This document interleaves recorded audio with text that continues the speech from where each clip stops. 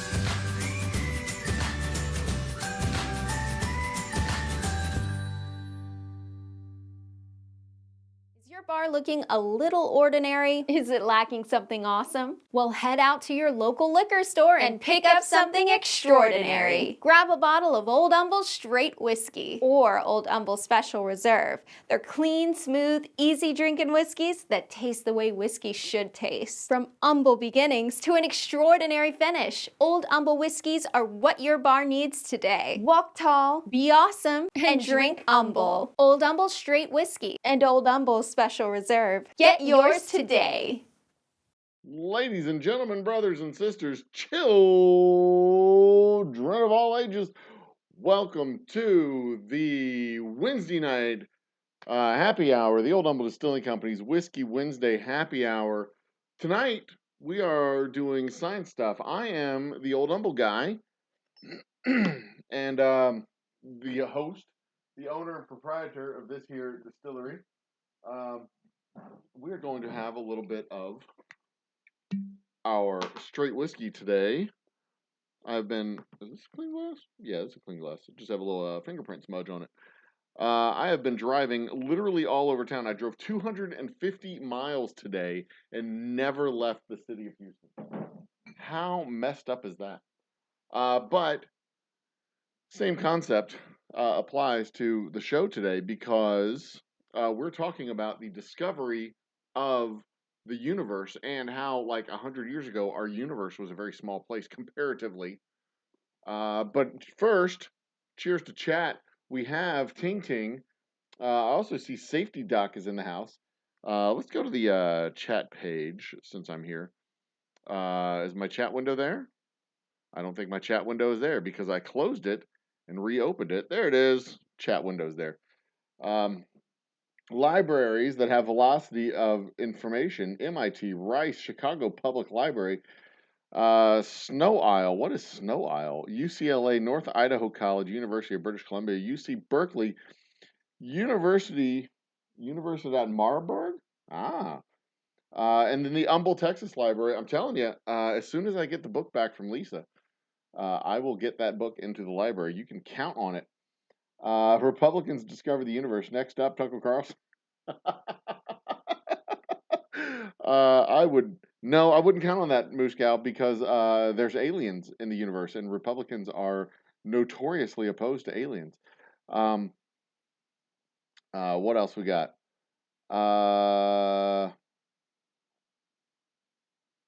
Oh, Moose Gal didn't know that you and Bacon were friends. Yeah, actually, I think Safety Doc is who turned me on to Bacon. the first time.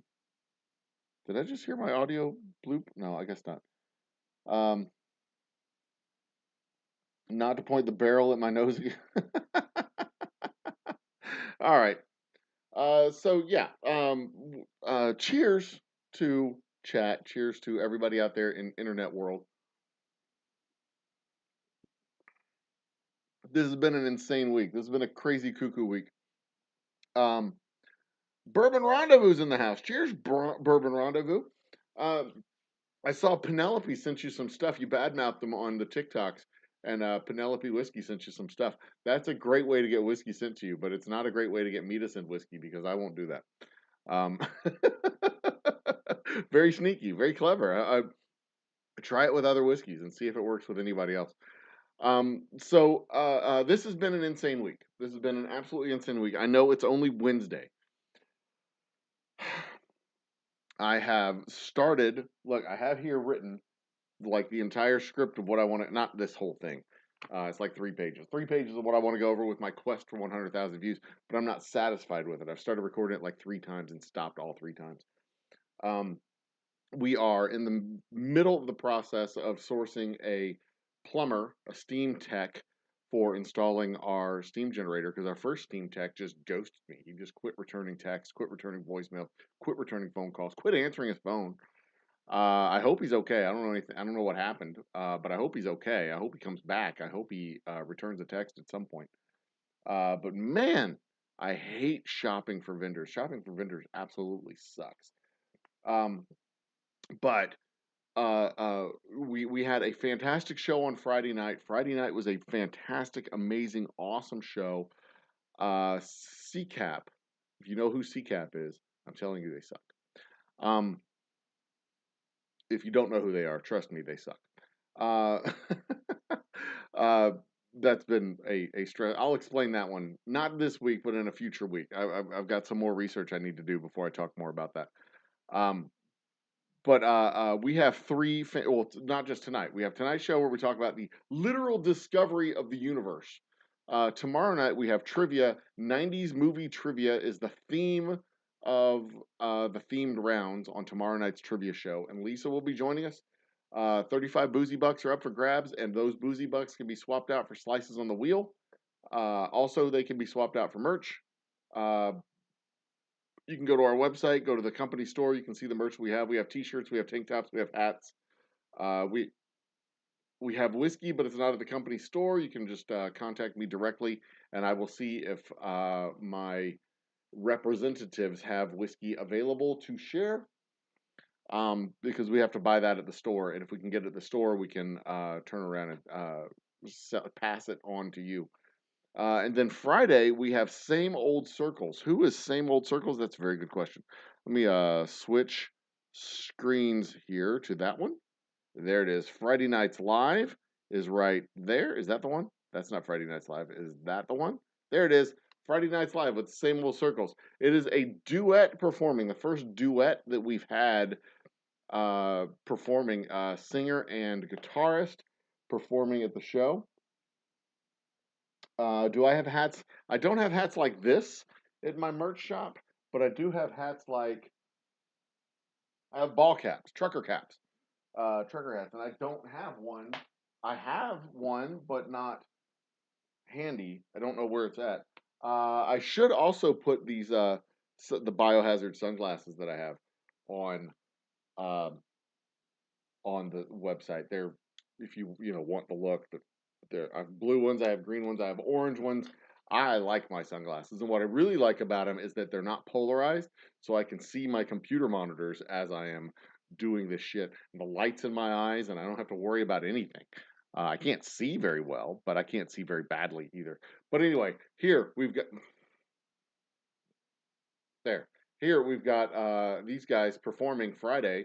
All original music. 2 solid hours of all original music, no covers. You'll be able to listen to.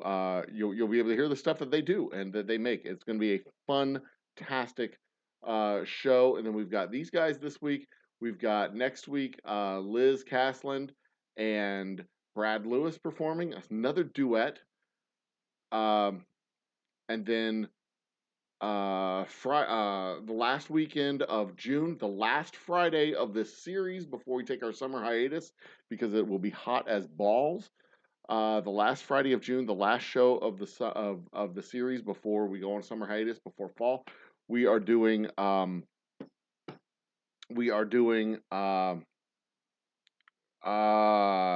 it, I forgot the name of the group. It's like 3 weeks away, so I don't have to remember it that far out. But let me look at my events coming up on my telephone here. Insights, business feed, appointments, jobs, feedback. Where's my damn events at? Brandon Lee Gardner. That's who's performing at the end of the month. It is the Humble Whiskey Club night at the distillery, so it's going to be just loaded with people. Humble High School class reunion of 2000. I want to say 2002, 2001, 2, and 3. It's like a combined class reunion party that they're doing.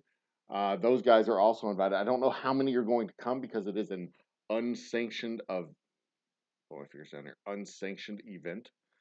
But then at the end of June, we will be working on our 600 subscriber special and 4th of July extravaganza.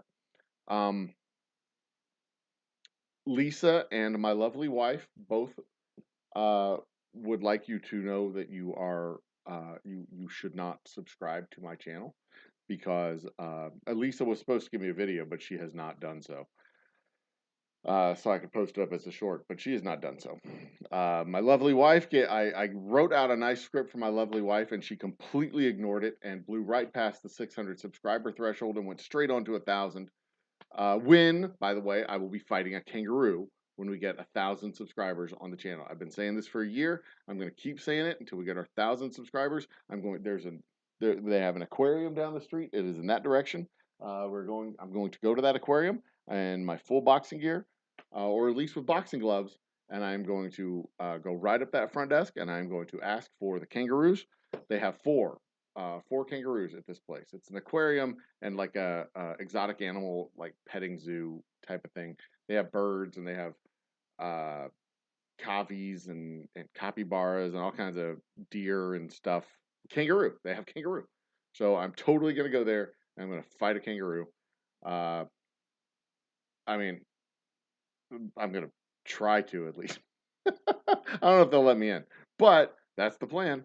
Full on, ready to fight a kangaroo, and we will see what happens. But first, before we get to the 1,000 subscriber mark, we have to pass the 600 subscriber mark. And at the 600 subscriber mark, I don't care if we actually reach 600 by the end of the month. I am going to light off 600 rockets at my distillery. We're going to light off 600 rockets, a cake of 600 rockets into the air. I've already talked to my fireworks guy. My fireworks guy is 100% on board with the idea. We can't sell fireworks in the county of Harris in the state of Texas until, I believe, June 20th. And on June 20th, I will be getting 600 rockets to light and launch into the air. So we will do that. We will likely do it live. We will likely record it. We will likely post. Oh, we're definitely going to record it. We will definitely post it. And it's going to be just the dumbest, most awesome, amazingest thing ever, ever, ever. So let me get back to chat real quick, because y'all are going to just swamp me, and I'm going to be behind by like 5 hours. It was genuine, just a random comment. They redeemed themselves. Well, Penelope does make nice whiskeys. I will give them credit where credit is due. They do make nice whiskeys. No trucker hat, so disappointed not having to wear. No, wait, what? No trucker hat. Yeah, okay. They may sub. Most don't speak English. That's fair, Ting Ting. I don't speak English very good either half the time. They were kidding. They kick ass lightning. That's a good one. That's a good one. Now here's how I expect that 1,000 subscriber special to go. I'm going to go up to the ticket booth, the ticket takers, with my membership card in one hand and my phone in the other hand, and I'm going to say something along the lines of, where are your kangaroos so that I can fight them? And they're going to look at me and go, you can't fight our kangaroos. And then I'm going to say, but I brought my gloves. And I'm going to show them, well, I'll have them on a string. I'll say, but I brought my gloves. I'm here to fight the kangaroos. And they're going to say, you can't fight kangaroo. You have to leave. Uh, that's fully what I expect will happen. And of course, my kids are going to be there. My wife's going to be there. They're going to be hiding their eyes. They're going to be mortified. They're going to do everything in their power to make sure I forget to bring my gloves. But I'm going to do it. I'm clever. I'm crafty. I'm smarter than they are. I'm sneakier than they are. And I guarantee you I can get the gloves into at least the car and probably up to the ticket booth so that I could fight a damn kangaroo. So there you go. But that said, where are we at on the clock? We're at 10:15. So let's talk about the topic for tonight. The topic for tonight. I mean, tonight is our Wednesday whiskey happy hour, whiskey Wednesday happy hours. We're science and technology and philosophy meets whiskey. I like the philosophical exploration of questions, cultural shifts and things like that. We've experienced over the last 50 years a distinct cultural shift. But the 50 years prior to our own cultural shift of the last 50 years, I mean, let me switch screens real quick. Don't forget my jock cup. Okay, first, it's just called a cup. Second, second, I won't even need one because I'll be ducking and twisting and then it'll just bip bip, just 2 shots right to the nose, and some bitch is gonna go down just like that. I'm quick like that. You're not gonna lay a paw on me. But enough of that nonsense. We'll come back to that. I promise. We'll come back to the 1,000 subscriber special. So, damn it, hold on, one more. There we go. Had to get that one out. All right, so I'm going to turn the giveaway off. Can I do that? Counter, yeah. And giveaway, boop, yeah, we're good. We'll turn both those off. I should put it up here in the upper left hand, my upper left hand corner. All right. So picture this. Well, first off, hang on. Let me reset. Let me restart. So this is our Whiskey Wednesday happy hour where we talk about science and philosophy and uh, uh, uh, drink whiskey. We have a good time. It's our happy hour. So I really enjoy the philosophical questions, the philosophical discussions, the thought experiments that we can do because we've had in our country over the course of 2 generations now. We've had a significant cultural shift between the 1960s, 1970s into the 2020s. Over the last 50 years, we've had a significant cultural shift, and it feels like it's shifting back with the next successive 3 generations coming after the boomer generation that took power largely in the 70s. But even with our cultural shift we've had over the last 50 years, which has been mind-blowing without question, imagine the cultural shift from the previous 50 years when your entire universe literally gets discovered. Literally. Let me explain. 100 years ago, 1919, 103 years ago, I suppose, because it's 2022 right now. 1919, the universe as we know it is not the vast expanses that we can conceive of now. The universe as we know it, excuse me, I got a little tickle in my throat. The universe as we know it is basically, I think, 5 planets: Mars, Mercury, Venus, Earth, Mars, Jupiter, Saturn, Uranus. I don't think Pluto had been discovered yet. Uranus and Neptune were, if they hadn't been discovered yet, they were really close to being discovered. Cars, the automated or the semi-automated assembly line had been developed by Henry Ford. Cars were a relatively new thing. The Wright brothers had just flown their first flyer at Kitty Hawk. And our entire universe that the Earth was floating in was basically the Milky Way. We had our planets, and we had the neighborhood of stars around our planets. We knew it was big. We knew the scope and scale was massive. We knew it was big. We were about to get completely and totally blown away because this dude, Edwin Hubble, he goes to work at this what do you call it? A telescope called the Hooker telescope. He goes to work at the Hooker telescope, and at this little telescope, it's not a little telescope; it's a huge telescope. It is 100 meters, I believe, is the size. 100 inch, 100 meters would be really big. 100-inch telescope. Um, he's working at the Hooker telescope, and when he goes to work at this place, there were smudges in the sky, and everybody just assumed that they were nebula clouds, right? Nebula clouds being the places that new stars, new solar systems, new stars. They didn't know it was solar system, just new stars were formed. They didn't know there were planets around these stars yet. They theorized maybe there were planets around the stars, but they didn't know yet. We were still a long ways from knowing that there were planets around stars, exoplanets existed. Hubble goes and checks these things out. One of the most prominent ones in the sky was the Andromeda Nebula, as it was called at the time. The Andromeda Nebula, which is off near the Sagittarius constellation in the sky. You can see it on a clear night outside the cities. You can see it with your naked eye. It looks like a little smudge in the sky. They assumed it was a nebula. All these little smudges that they seen in the sky, they just assumed they were nebula. Hubble takes a look at these things, and he determines from his observations in 1919, 1920, that these were not nebulas, that this was a whole fucking galaxy. This was a whole, just like the Milky Way, it was a whole galaxy.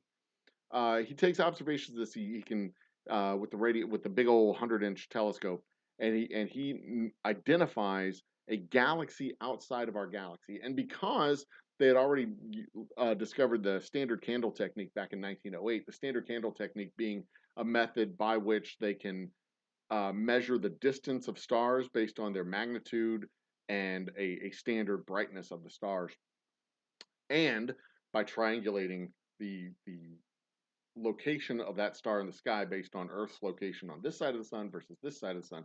If this is the sun, Earth being over here, and Earth being over here, they can triangulate science shit. Anyway, what he was able to do was not only identify that this was a galaxy, but also identify that the galaxy was flying away from us. Well, Andromeda Galaxy is actually coming towards us. He was able to identify that that was a galaxy, but he was able to identify the other galaxies that are actually going, the farther away they are, they're going faster and faster away from us. That was an entirely different discovery he made like 10 years later. But what the discovery of Andromeda as a galaxy and not a nebula made clear to humanity was that the universe was not our galaxy. The universe was a vast expanse, an absolute vast expanse. And the distance between the Andromeda galaxy and the Milky Way is something like 300, I want to say 300 million light years. That's not right. 3 million light years. 3 million light years. 3 million light years away from us to the Andromeda galaxy. And that's far, for one. Actually, I don't think it's 3 million either. I think it's 30 million. I'm going off of memory, people. You can Google it and confirm it. Confirm it in chat. Confirm the distance to the Andromeda galaxy in chat. Remind me. Somewhere between 3 and 300 million. I think it's 30. I really do think it's 30 because if people in the Andromeda galaxy are looking back at Earth right now, they're seeing like dinosaurs. Anyway, the discovery of this like absolutely expands the size of the universe. And not only does the discovery expand the size of the universe, it wasn't immediately adopted because it had to be validated through peer-reviewed scientific journals. It took an additional 20 years for this universe-shattering, earth-shattering discovery to finally disseminate its way into schools and into science textbooks, which means it was another 15 to 20 years before students were graduating from high school having learned in institutions which taught from from the beginning that this is what the universe was. So it was full on. The discovery was in 1919. It was another 15 years before it actually got into uh, textbooks, grade school textbooks, right? Elementary, well, not probably not elementary, middle school, high school textbooks, science textbooks. So you're talking late 30s, early 40s. And then another 15 to 20 years for kids to graduate having learned this knowledge and curriculum based on the understanding of this knowledge. So you're talking all the way into the 1960s before fully formed adults were graduating from school with curriculum written with the understanding that the universe was larger than the Milky Way that we lived in.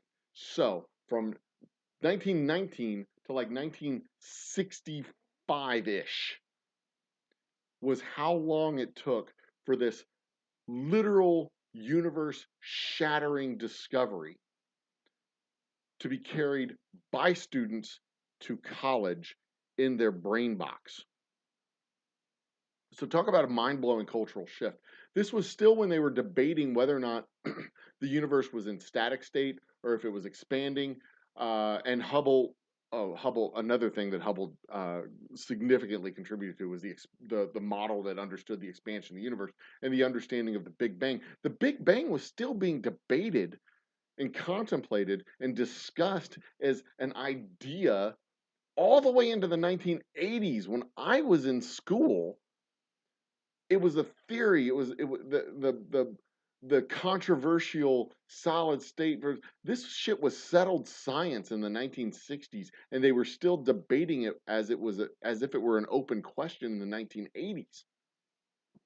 That's how slow it takes, or how long it takes for significant scientific breakthroughs and scientific understandings to actually make their way from the discovery laboratories into books and through the education system and into our brains so that we can take that knowledge into school. When I was a kid, they were still debating whether or not the dinosaurs had been killed off by an asteroid or if it was something else, or if it, they weren't 100% sure about that. They weren't 100% sure about where, they're still not 100% sure about where the moon came from, but it's fairly settled science. It's fairly settled consensus that there was a collision with Earth and blah, blah, blah, proto moon, whatever. All this stuff was consensus understood, a consensus accepted, an accepted model by a consensus of the scientific community, and it was still being debated. Plate tectonics was still being debated in schools when I was a kid, and that was, I mean, relatively new discovery as far as how the mechanics of plate tectonics worked, and then that was discovered like back in the 50s. The size and scope of the universe, the fact that we live in a big void that goes way beyond the Milky Way galaxy, and their ability to measure the distances to these vast and distant structures in space, it vastly expanded the neighborhood that we were in. And just imagine the mind-blowing nature. I mean, way back in the 1500s and the 1600s, when the size of the Earth was known, the size of the globe from pole to pole and around, it was a sphere. They knew how big the Earth was. When a whole new landmass was discovered,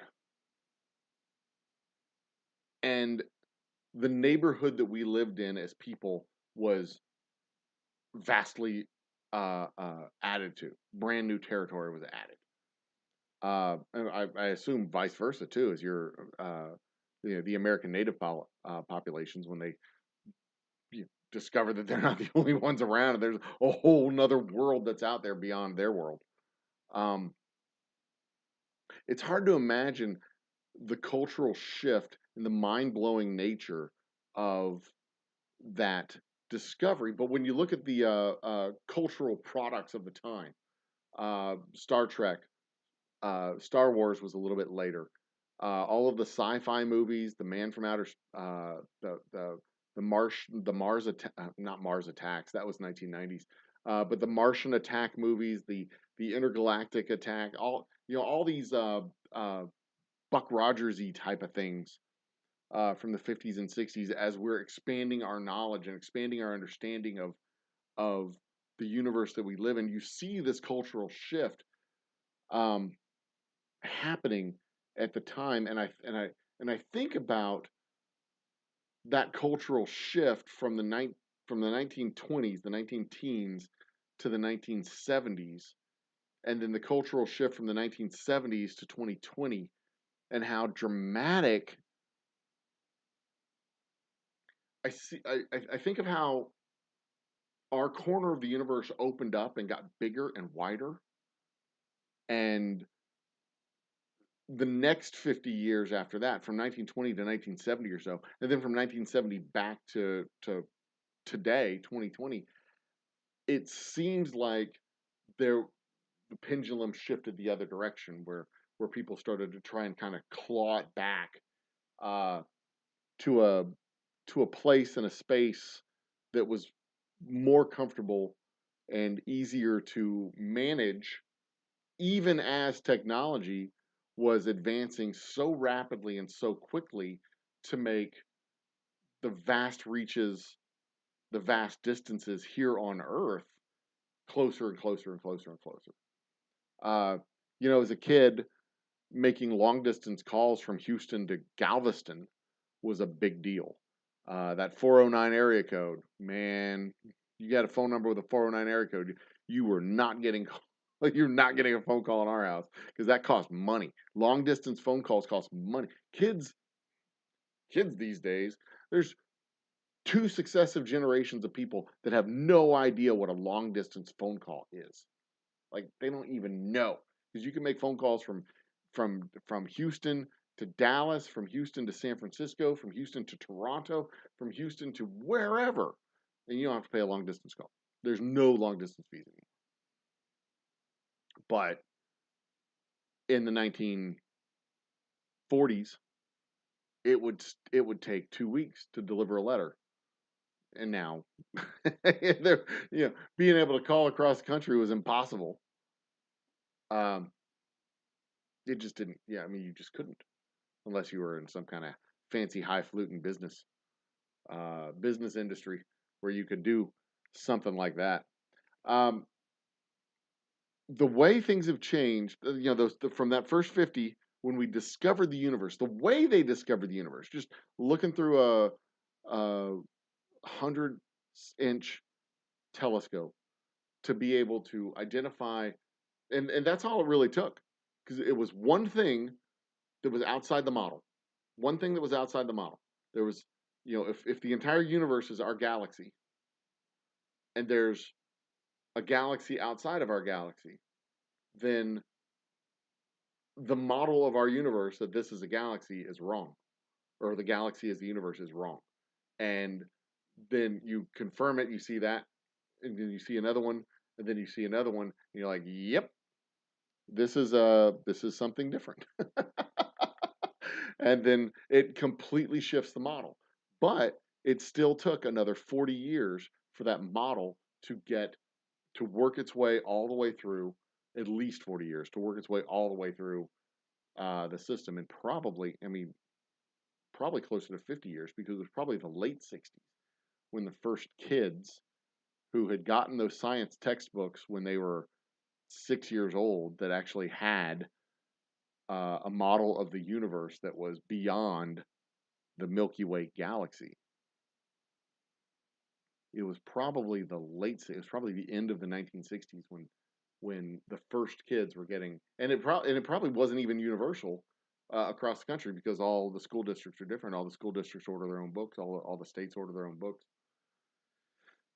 So that cultural dissemination, that cultural shift, was probably even 10 years later to the late 60s, going into the early 70s, before kids were graduating and going into college with the knowledge of a universe that was vastly different than a universe that their parents understood. And of course, their parents would have understood, they fought a whole fucking war. They understood the size and scale of the earth, and how big it was, and how uh, vast the distances here on earth are. Anyway, so that's perspective. Perspective to conceptualize and contextualize uh, how far we've come. It's only been 100 years.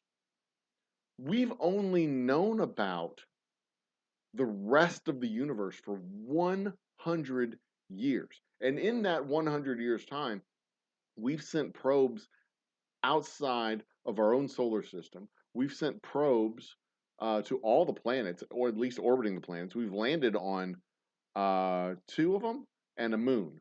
We've landed on 2 planets and a moon on a 3rd planet. Well, I guess technically Huygens landed on, no, Cassini.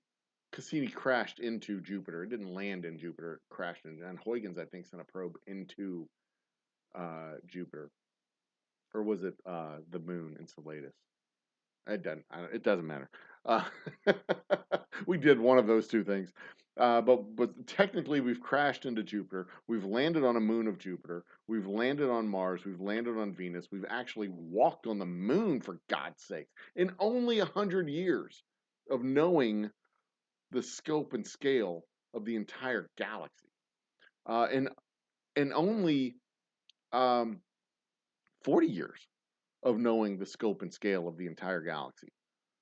Did we put it? We actually walked on the moon. It took us 50 years from the launch of the first Wright Flyer in 1918 to 1968, 1969. That would have been 50 years when we landed a dude on the whole moon. And when I think of that cultural shift of just normal people going about their day-to-day life, and most of them just don't even give a shit. They don't even think about. They never think about Jupiter. They never think about the stars. They never think it doesn't affect them at all, not in any way, shape, or form. But when you talk about the teachers and the preachers and the people who think about these things, the students, uh, the uh, the cultural, the artists, the people who are literally writing our culture in real time, uh, writers, cinematographers, photographers, actors, actresses, the people who are translating our culture to us, and creating that feedback loop.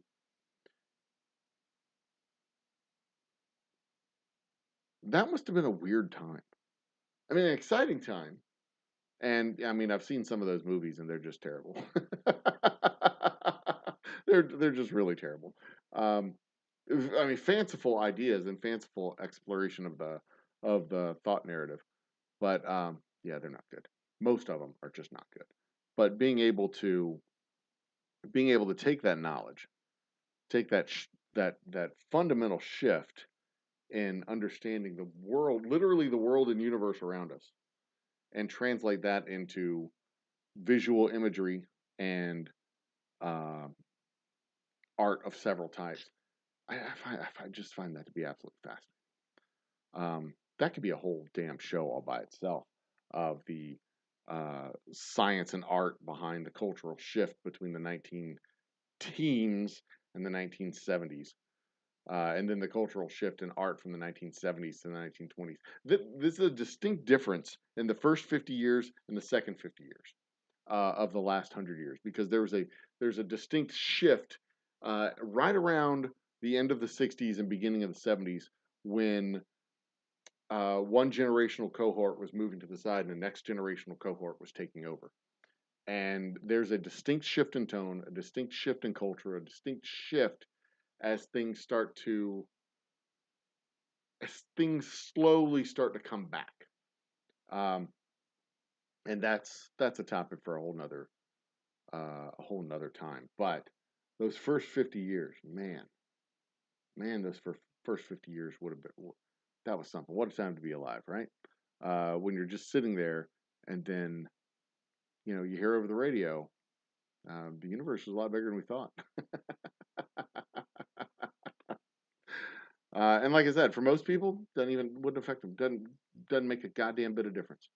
Because they just don't care. It doesn't affect them. They don't think about it. It's not a thing that interacts with their life, so they don't care about it. But then for others, when the ones that think about their place and the differences that they can make and the role that they have to play, you end up taking a much smaller place in the universe, because the universe ends up being much bigger than you thought.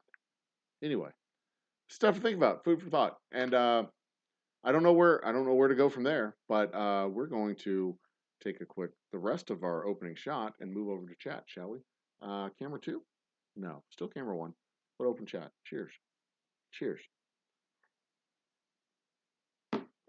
But this is where I put on I'm going to turn the light a little bit, put on my readers, and scroll back up to chat and see where we find what I saw. Corks. Pop the vacuum. Empty space. Is Vanessa Kitty's in the house? Cheers, Vanessa. Bacon's in the house. Evening degenerates.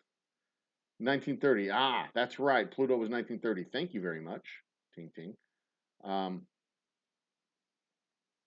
All right, we are back to where we started. Pluto discovered there it is, 1930. Cheers, Vanessa Kitty. Thank you for joining chat. And cheers to Bacon. Thank you for joining chat. I can actually look right over here at, if I move this, will it stay? Oh, it shrunk. Let's move it over here. I'm going to move it over here, and then I'm going to make it bigger. That's what she said. And if I move it all the way down, there we go. Perfect. All right, there we go. Yeah, the supernovas. That's right, Vanessa. Okay. First things first. Andromeda and the Milky Way will collide at some point. They will, in fact, collide with each other. But from what I understand, I could be wrong about this. There's a lot of empty space in our galaxy and that galaxy. And when they do collide, ultimately, a couple of things could happen. Either some gravity waves could affect our orbit around the sun, and we can get shot off into the emptiness, or we will see a very bright sky and nothing will happen. Physics-wise, nothing will happen, because there's so much empty space that, even though the galaxies are really big, there's so much empty space that they just won't everything will just like slot in, and it'll be no big deal. Like the cores will be messed up, and some of the outer dust and planets will be messed up, but 2.5 million light years. Okay, I'll get to that in a second. But as far as the interaction between the galaxies, we see it. The model goes them, they do the thing, and then they come back together. But as far as the physics goes, from what I understand, there's a lot of empty space. So we'll just see if there's people still around on Earth, if humanity still exists, if our sun hasn't exploded, then we'll see like a bright, really, really bright sky. But that's really, really it. Like nothing else. Like we're not going to get hit by another planet or another star or anything like that because there's just so damn much empty space. Um, yeah, red shift. That was the red shift was George Lemaistre, the Jesuit priest, used the red shift to demonstrate that that the further away a celestial object was, the faster it was moving away from us. And Hubble was able to add to that research that the universe was expanding at a rate of like the Hubble constant, which was 42, which was a huge coincidence because 42 is also the answer to life, the universe, and everything, according to Douglas Adams. 2.5 million light years. Thank you. Thank you for that, Vanessa Kitty. I thought it was 30, 2.5, 3 was, I couldn't remember. The numbers were all over the place. I'd looked at so damn many numbers today. 3 was the number that I was thinking, which 2.5. When you're talking about millions of light years, 2.5, 3, it's all the same at that point. If I would have had the internet as a young girl, I would be dangerous now. Ting Ting, I'm willing to wager that in a fair fight, you're still dangerous.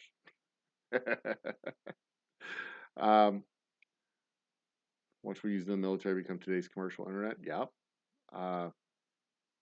It's going to be a couple million to meet each other. Yeah, I think it's going to be. I think it's more than a couple of million light years. I think it's supposed to be something like. Hey Siri, when is Andromeda going to run into the Milky Way? I think it's more than a couple million a couple million years for them to actually run into each other. Moment. Thanks, Siri. Okay, I found this on the web for when is Andromeda gonna run into the Milky Way. Check it out. 4.5 billion years, which means it will be right about the time when our sun is crapping its pants and dying. So, it's not really anything that we need to worry about because the Earth is going to be a burnt up little cinder anyway. The Copernicus papers on his calculation for the solar system. I have not studied those specifically. But if I recall, Copernicus was the first one to suggest the planets orbiting the sun, but his model was round orbits, and it was it Galileo who moved them into ovals? I can't remember. We're accelerating towards you. Yeah, because the gravitational influence between the two galaxies, they are accelerating towards each other.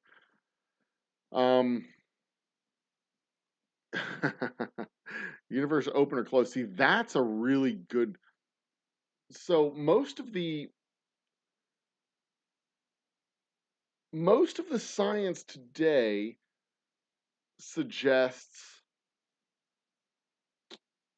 most of the science that I've seen suggests that it doesn't matter because you can never know what's on the other side of the veil.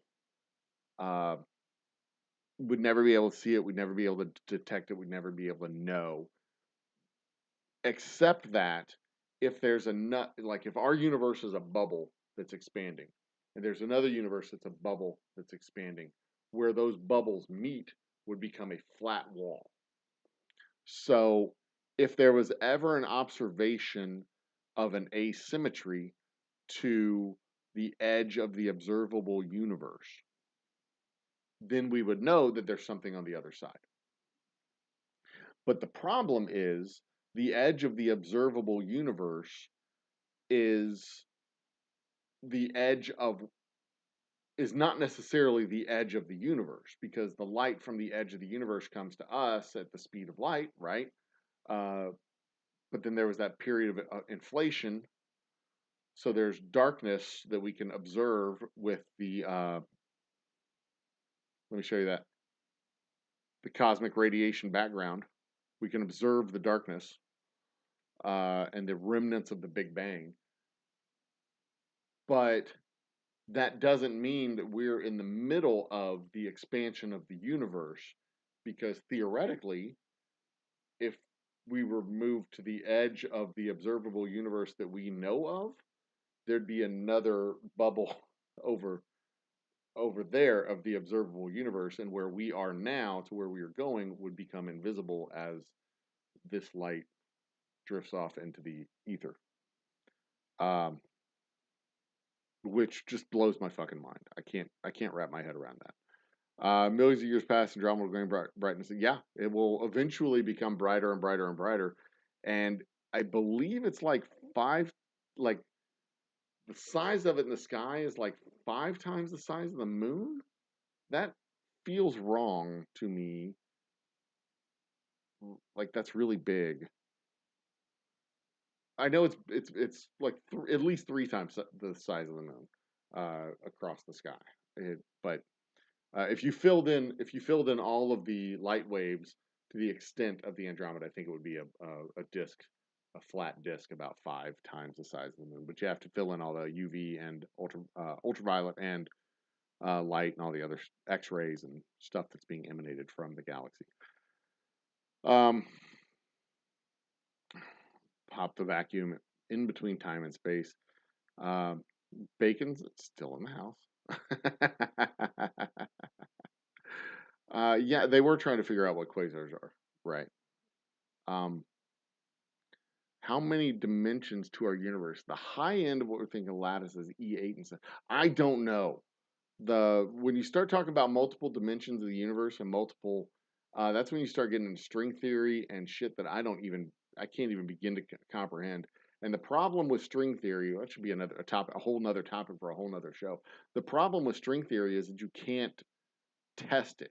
It can literally be whatever you want it to be because it can't be tested. They can't test multi-dimensional models because there's no way to test models outside of the 4 dimensions that we know of, up, down, left, right, front, back, and time.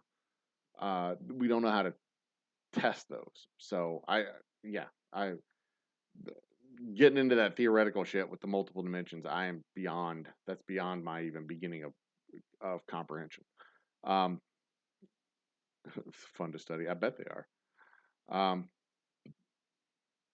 You could call a cross country bankroll enough cash. I remember I played this game when I was in high school called Lords of the Realm, Lords of the Earth, LOTE, Lords of the Earth, and it was a play-by-mail game where you would have a map and you'd have a host of armies and generals and stuff, and you'd put in economic order. You'd write down your economic orders and you'd write down your move orders for your generals, and then you'd put it in an envelope, put a stamp, piece of money on the envelope, and you put it in the mail and send it to the game master, and the game master would do the stuff, and then he would send it back to you.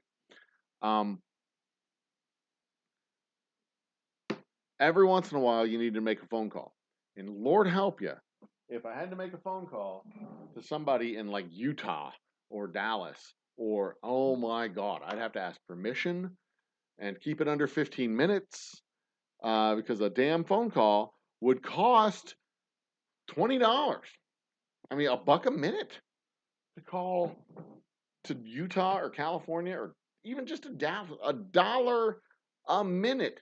That is beyond comprehension today. I mean, you got to explain to your kids, like,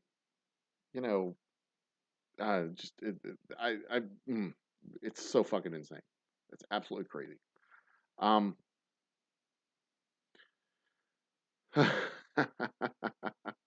What if all individuals seen colors and shapes in a completely different way, but all the same when on a test? How do we know? That's a good question, Ting Ting, and that's the kind of thing that's the kind of thing, when you talk about perception and common perception, and how do we know that when you're describing a circle, you're talking about a circle, and I'm talking about I'm understanding that to be a circle. The only and that was one of Descartes' theorem. And that's where he came up with the whole idea of I think therefore I am. Because our perception can be flawed my understanding, my senses can be flawed, my sight can be flawed, my taste can be flawed, everything about what I have and what I do can be corrupted. That whole treatise of the whole I think therefore I am treatise, that the philosophical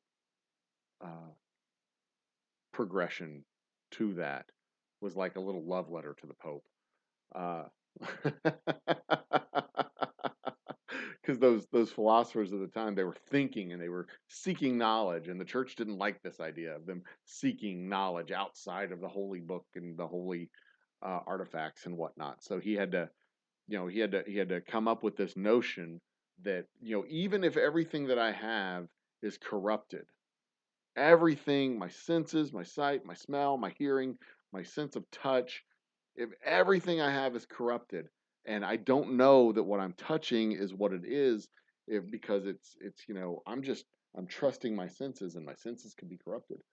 If it comes right down to the basic core of things, because I think, then I know that those thoughts are mine. They come from me. They don't come from anywhere else. They don't come from outside into my head. They come from my head out. And because I think, therefore I know that I exist because my thoughts exist, and my thoughts come from inside my head. They don't come from outside my head, inside my head. And if my thoughts come from inside my head, the only other genesis that my thoughts could have is the Holy Spirit. That was like the connecting sinews of his thought process that kept him basically uh, out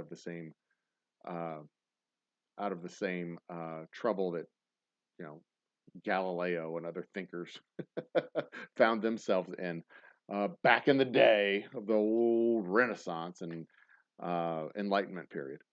Uh,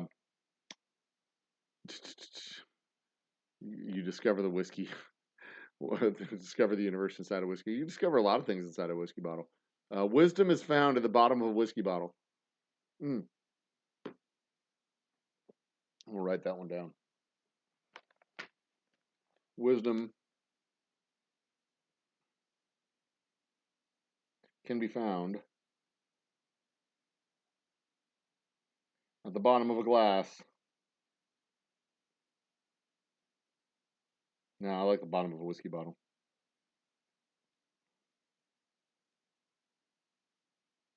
Sorry, I'm writing. Gotta write. Gotta make sure I remember things. Because, I can't promise that I will.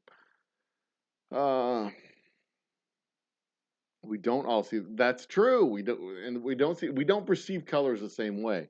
But we understand the colors that we see. Like, for example, reds. He doesn't see the reds, but he knows that objects that are red because you describe those objects as red. And whatever color he sees in place of red, whether it's a different shade of whatever, green or whatever, if it's a different shade or if there's context clues, basically. If he doesn't see red and only sees green, that would suck when it comes to apples. He'd be like, what kind of apple is this? It would really suck in the case of tomatoes, because green tomatoes are poison. That's a good. Yeah. Is the universe flat? But no, wait. Finish the first thought. So yeah, we don't all see the same colors, but we all share the same experience of tangible objects. So if you see this and it's green, yellow, green, you see that and it's green, and I see that and it's orange, like, we can disagree, but if like 8 other people see this and it's green, then you come to a consensus understanding, and you, the person who sees orange, you go, okay, well, I guess that color that I see that I'm calling orange is actually green, and you change, you accommodate that. I think, I'm not 100% sure how that works, but that's my understanding, that like we we perceive things, we can perceive things differently, but we come to a consensus as to what they are, and how they're seen and how they're perceived.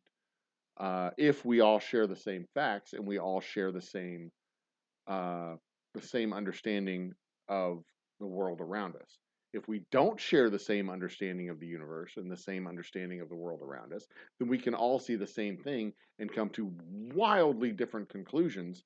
And if there's not a single unifying voice that's considered authoritative to craft the understanding of what it is, or if there's malicious voices specifically and intentionally trying to uh, provide false information in order to, for whatever purpose, steer a certain group away from a consensus understanding, then you can have like just permanent disagreement.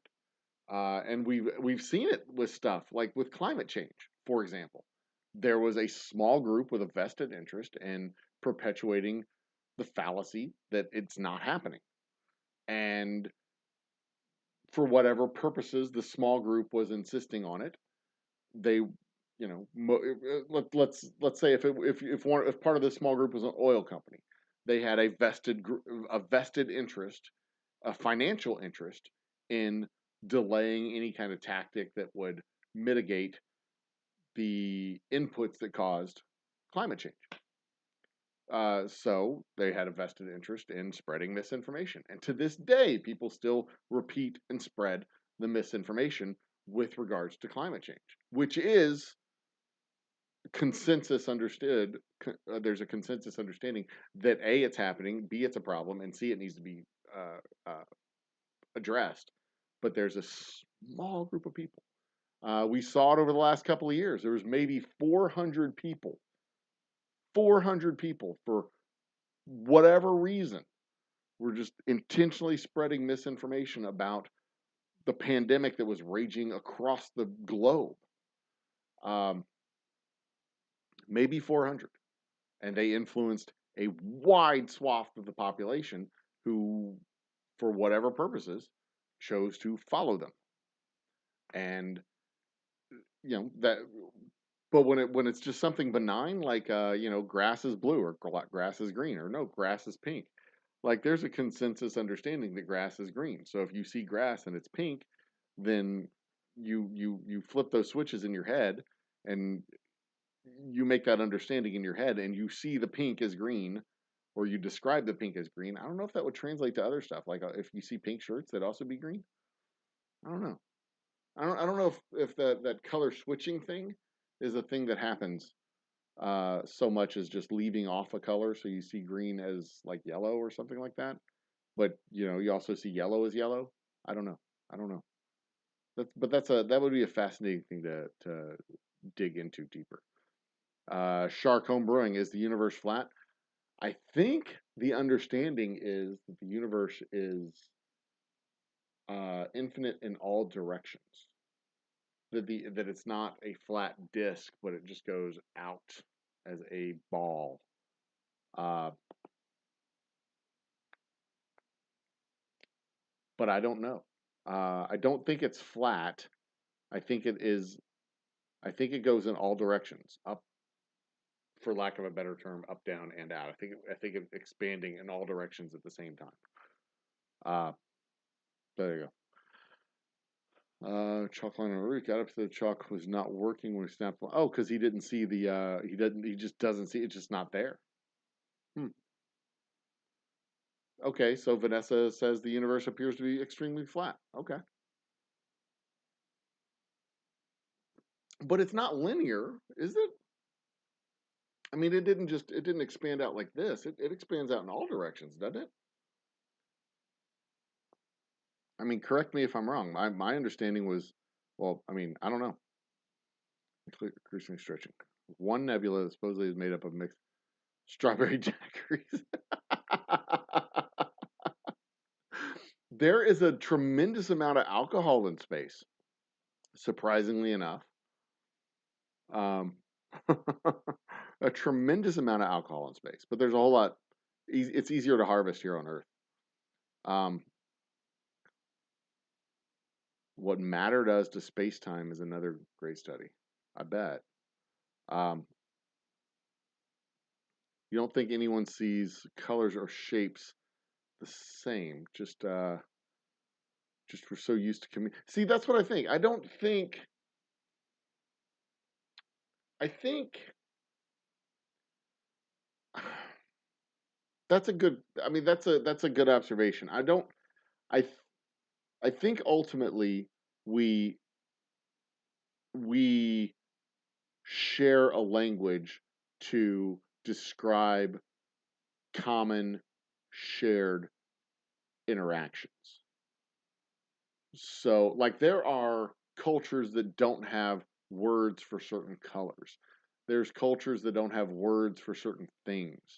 Like, uh, there's no reason to think that people in Brazil had, like, natives to Brazil had a word for snow.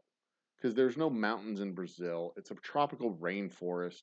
The whole damn place is hot as blazes. They don't have snow in Brazil. There's no reason to think that Brazilians would have a word for snow except that their language is Portuguese and Portugal has a word for snow.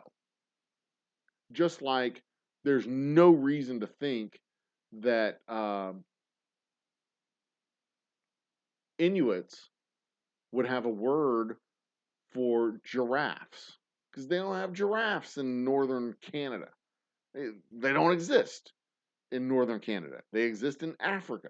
So why we don't have our word for giraffe is giraffe. It's the same word that they have for giraffe. It's a giraffe. So, but where there are common creatures like I don't know cows or beef or noodle. I don't know whatever there would be common. Wheat would be a common word across cultures. Because cultures have wheat from China to Europe all the way across. That's a common agricultural staple. I would think that they experience wheat like they see it, they feel it, they taste it. It's wheat, right? They have different words for it. But it's a tangible, it's a thing that exists. It's not it's not like food in a video game. In one video game is one thing, and food in another video game is another thing. And if you take that food from the one video game and bring it over to the other, they're like, I don't know what that is. What is that? It doesn't make any sense to me. I mean, it's the same thing. They would, wheat is wheat, right? But at the same time, when you're moving, when you're traveling from one place to another, you can see things that just don't make sense, and you have no context to have it make sense. But that doesn't mean you're seeing it. I mean, you're seeing it differently. You're perceiving it differently, but you're seeing the same thing. There's a hoop and a edge, and you can touch it and feel it. It's empty in the middle, and you feel it on the outside. That's a circle. It may not be in a context you understand it, so you may not understand that the circle is actually a lock on the door somehow, or whatever, like the seashells in Demolition Man. You may not understand how you wipe your ass with the seashells, but they never did explain that either. But you're still seeing the seashells. You're seeing the same thing. You're just not seeing it in the context that others understand it to be. Funhouse mirror and a Picasso Cubist painting with central focus. I would hope you could get that looked at by a doctor, Vanessa. James Morgan has entered the chat. Cheers, James Morgan. I rolled past a bunch of chat for whatever reason. We leaped. Scroll. There we are. Just walking bags with external sensors for brain. We are a brain that is operating a skeleton covered in meat. That is it. I have not read Einstein's 2 papers, no. Um, I shall read all the chats. Yes, I'm working my way through. Rumor has it when Andromeda Galaxy mingles with a civilization out there that we'll fight with, but ultimately will bond and ally with because of our selection of fast food. I like that idea. I think that would be a cool plan. Unfortunately I think that we will be long dead when Andromeda actually touches us. We can see what happens during mergers through our Yeah, we can always see what happens. I mean, our 2 galaxies wouldn't be the first ones to merge. We found a thing out about 42 a few years ago. By a few years ago, I think you mean like 25, because it was the mid-90s, if I'm not mistaken, because I was actively reading Hitchhiker's Guide to the Galaxy for the first time in the mid-90s when the Hubble constant was determined to be 42.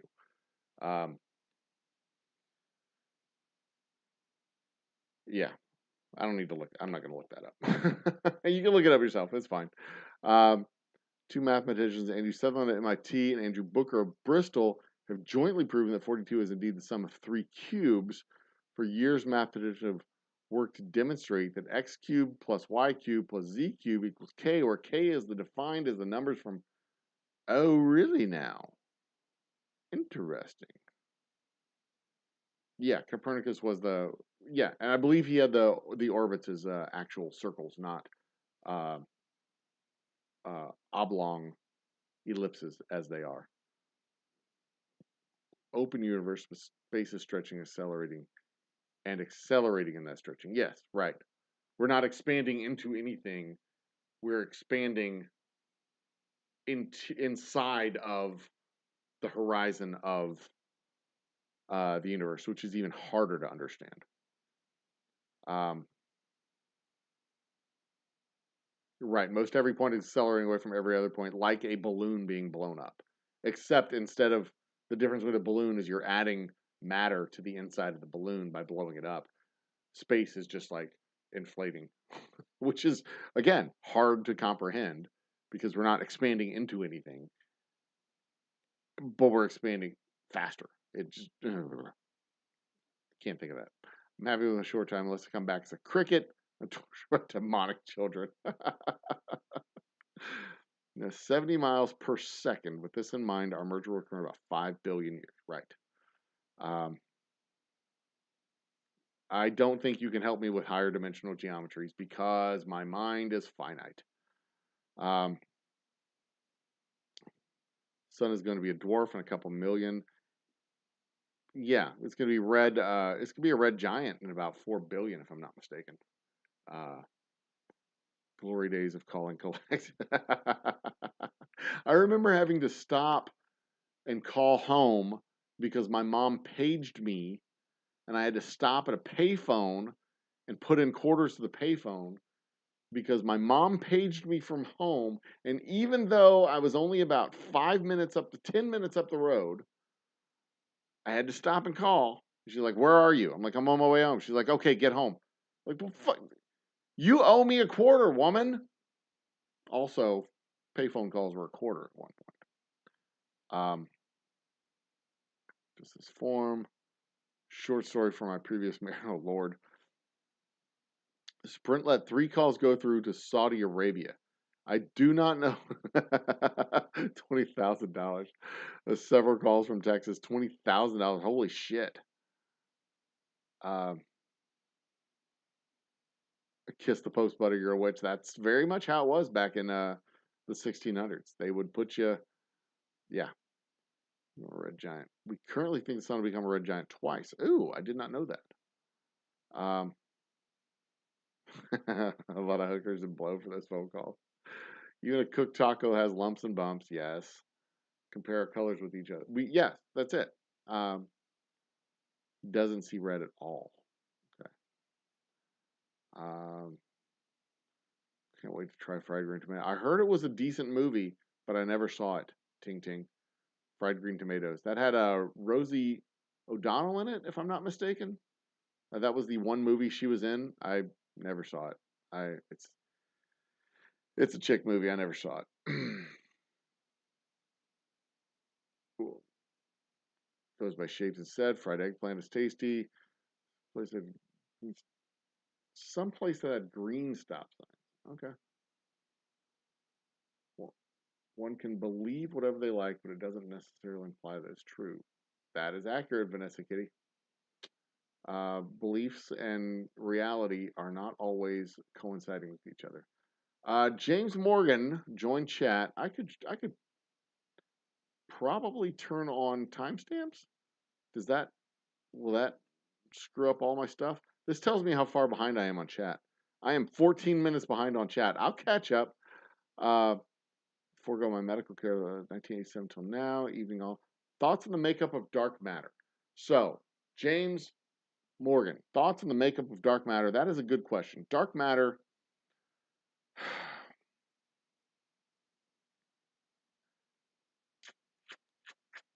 Dark matter. So, there's stuff out there that has mass that astrophysicists don't know what it is. And I get the sense that dark matter is a catch-all phrase for stuff that they don't know what it is. I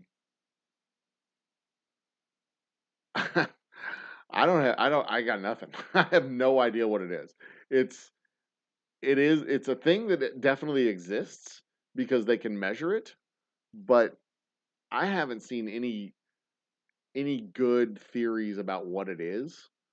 Same thing with dark energy, the stuff that's like pushing things out, causing the inflation. It doesn't emit light. It doesn't emit photons. It doesn't emit X-rays. It doesn't emit energy on any part of the spectrum. It can't be. We don't have sensors to measure it or see it or know what it is yet. My thought, what that it is basically that it's like it's either matter. It's either energy that hasn't become matter yet, or it's matter that is broken down to the point where it's no longer energetic. But I'm just a dude who makes whiskey. I don't have the slightest fucking idea. I don't even know. Vanessa Kitty might have an idea. And if I scroll through chat, I might see more about what she thinks about it. Yes. And the universe is accelerating and stretching apart up to the point that eventually it will be it'll be going faster than the speed of light, from what I understand, which means at some point we'll look up into the night sky, if people still exist, if we have the capability of looking up. At some point, we'd look up into the night sky and just see blackness. Because the closest celestial objects will be going away from us faster than the light that can come back to us, which, again, mind-boggling, hard to fathom. But that's what it is. That's what they say. We'll all be long dead. Humanity will be long gone by then. But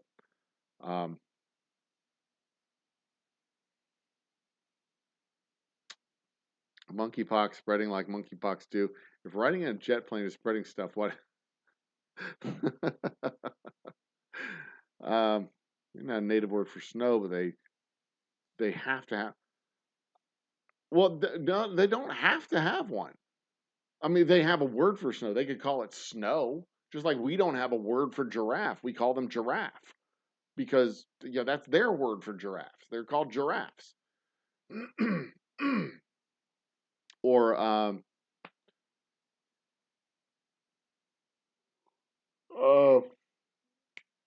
like in Zimbabwe, they don't have Zimbabwe. Yeah, they don't have snow in Zimbabwe. Why the hell would they know what snow is in Zimbabwe? In Africa, south of the Sahara, or hell, Saharan Africa. They know what sand is, but they're not going to know what snow is. Do they have cactuses in the Sahara Desert? Huh. I mean, we have cactuses here in our deserts. I wonder if they have cactuses. I've never seen a picture of a cactus in the Sahara Desert. Have you? Have any of you in chat seen cactuses in the Saharan Desert? I've never seen a picture of a cactus in the Saharan Desert. Anyway, rather talented with a snowboard. Well, you see, I mean, they can be talented with snowboards. That doesn't mean they have snow in Brazil. um, cheers, James Morgan. Thanks for joining me.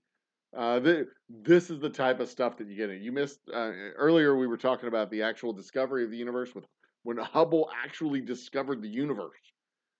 But actually discovered it by that was in the 10:15 to 10:30 ish.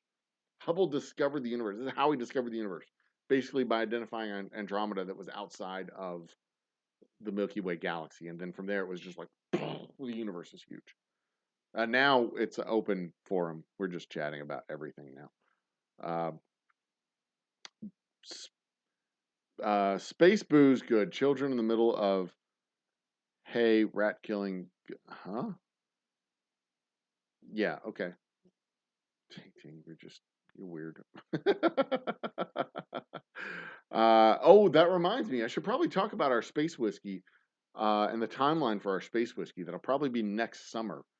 Ever see yourself as others see you? We'll talk about that another day, not today.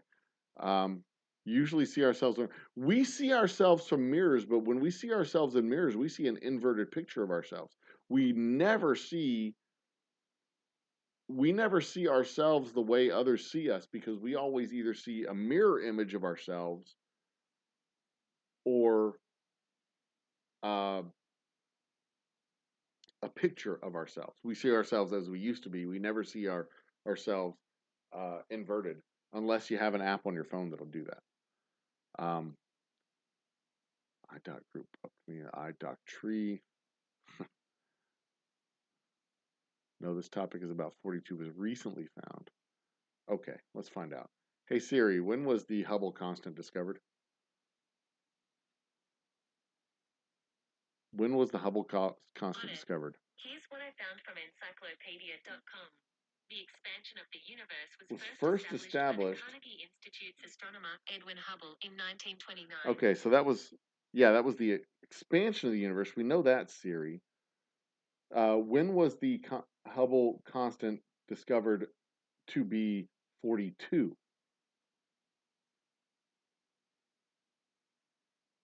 Oh, damn it. Hey Siri, when was the Hubble constant discovered to be 42? Or determined to be 42, I guess. Okay, I found this on the web. All right. When was the Hubble castle discovered to be 42 and determined to be 42, I guess. Check it out. It was first calculated in the 1920s? That doesn't sound right. So Hubble constant was first calculated in the 1920s by American astronomer Edwin Hubble. He discovered the fuzzy cloud-like celestial object, blah, blah, blah, blah, blah, blah, blah. Some privileged spot in the center of the galaxy, blah, blah, blah. We know why the Hubble constant keeps changing. But exactly how much the Hubble constant was off remains a matter of contention. In the 1990s, astronomers discovered that the distant supernovas were dimmer and therefore farther away than they had previously expected. The finding indicated that the universe had not only expanded, but was also accelerating expansion. The result necessitated the addition of dark energy, a mysterious force, researchers tried to pin down the rate of cosmic acceleration. It began and evolved. Ultimate fate to be. Data from the Cepheid variables and other astrophysical sources calculated the Hubble constant to be 50,400 miles per million light years in 2016. There you go. 2016. So it was fairly recently. You got me. using information in 2018. 2019, they keep adding. It was 47,300 miles per hour per million light years. But they're not done yet. They're continuing to go. So there you go. The last update was in 2019. You got me. I swear it was like 42 in the 1990s, but doesn't matter. Scroll up. There we go. Mr. Ramanujan, is that your old science teacher? I'm guessing. Aliens come in peace with booze. Rising dough with raisins. Yes, Vanessa Kitty, that is an excellent example of the inflation of the universe. No booze, just grab an alien. Jesus Christ. Now we're just slaughtering aliens for their boozy blood. Good Lord. We can teach Tall some higher dimensional no, that'll be y'all, I'm guessing. We can teach y'all some higher dimensional geometry. Hypercube monkeys. I know what a hypercube is. I know what monkeys are, but I don't know what hypercube monkeys are, Vanessa. That sounds like two words you just put together out of a Mad Lib. You should have seen what the judge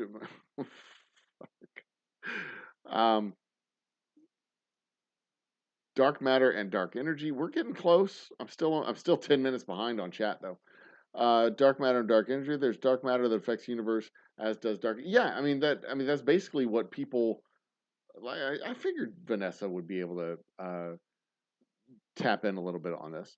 That dark energy and dark matter are basically what's fueling the expansion of the universe. As that's their I think their understanding of it at this point. Bacon. Dark matter, dark energy. Can clump it and leave some systems without any dark. I think that's true. That there's a lot of dark dark matter, especially on the outskirts of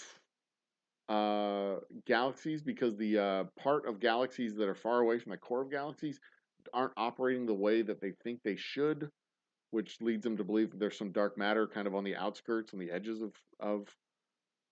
But again, don't know what the hell it is.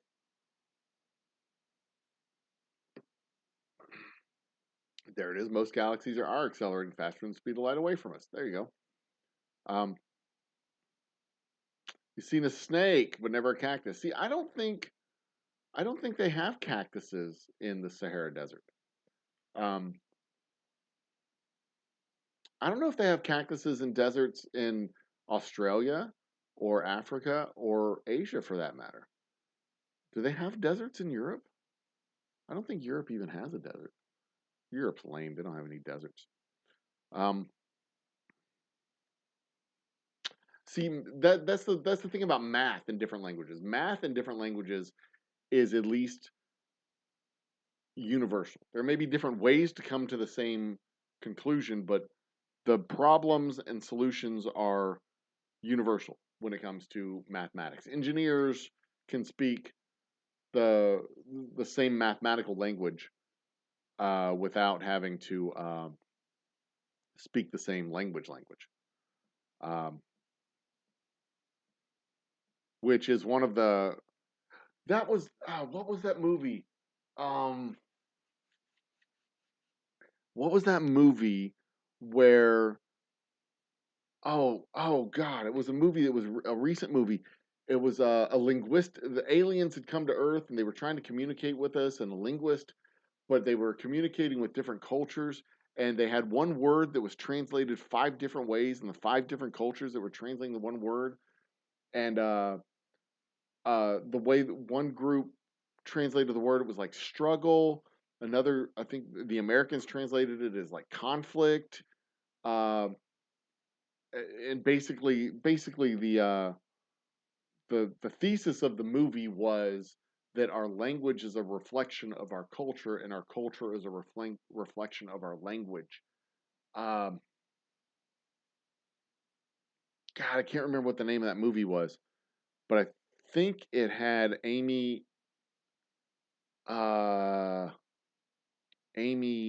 what's her face? Amy Grant? No. The other one, the one that was in the Muppet movie. That redhead, that cute little redhead. Damn it. Hey Siri, who was the redhead that was in the Muppet movie?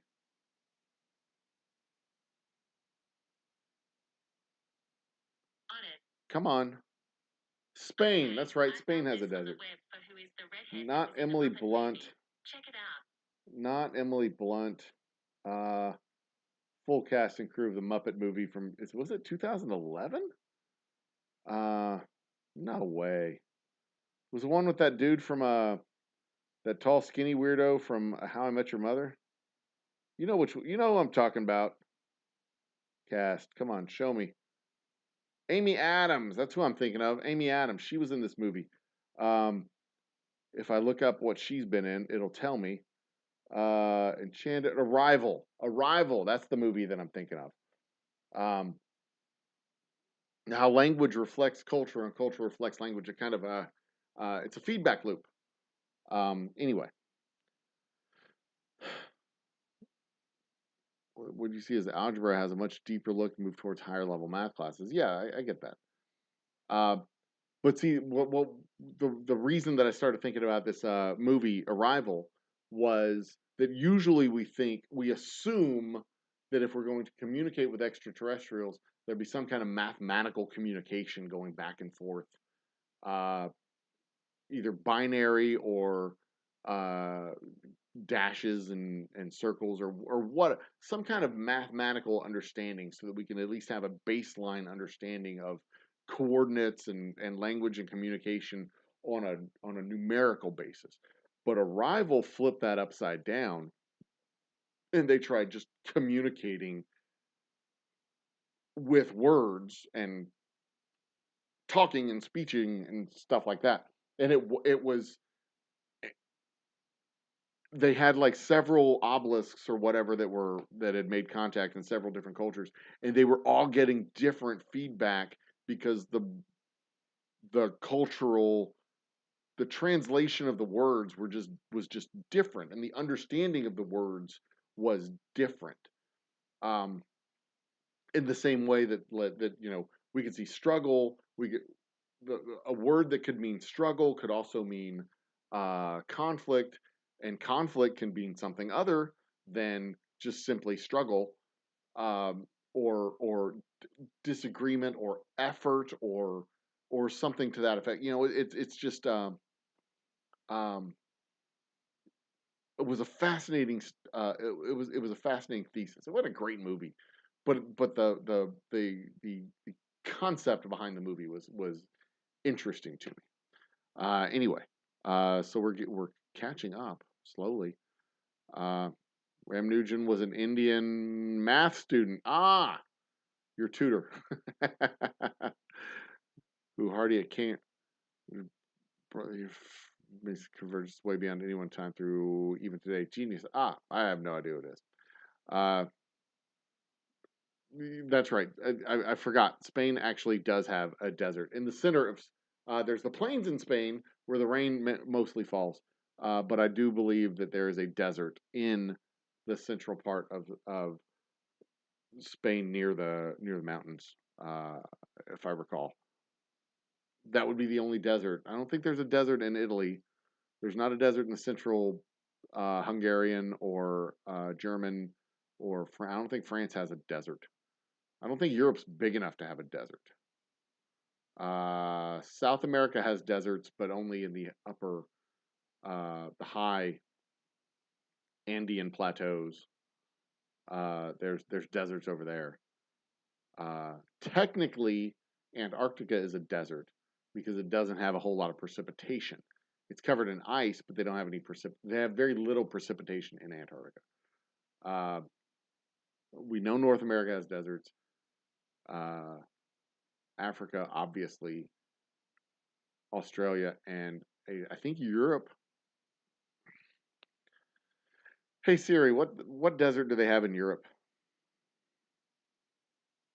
Okay, I found this on the web for what Where desert to do they have in find Europe? Europe's Check it out. only desert? The High Alps. Bardinas Real? Deserts of Europe. 14 page bullshit. The High Alps. That's pretty much what they got. The Bardenas Reales, which is clearly Spanish. Sometimes referred to a semi-desert natural region or badlands of some 42,000 hectares in southeast Navarre in Spain. Well, badlands, yeah, that counts as a desert. Highlands of Iceland are considered a desert. The Koslo Desert is an area of sand dunes in the lower Silesian forest near the village of Kotzlo, approximately 17 kilometers, well, however big that is, southeast of some place that has a Z and a bunch of consonants and like just one O. Sprotstoa in Jesus Christ, get your shit together, Europe. God damn. That can y'all see that? Look, y'all see that? It's Polish. Listen how they spell this word in Polish. Szprotawa. That's not a word. That is not a word. Spro Sprotawa.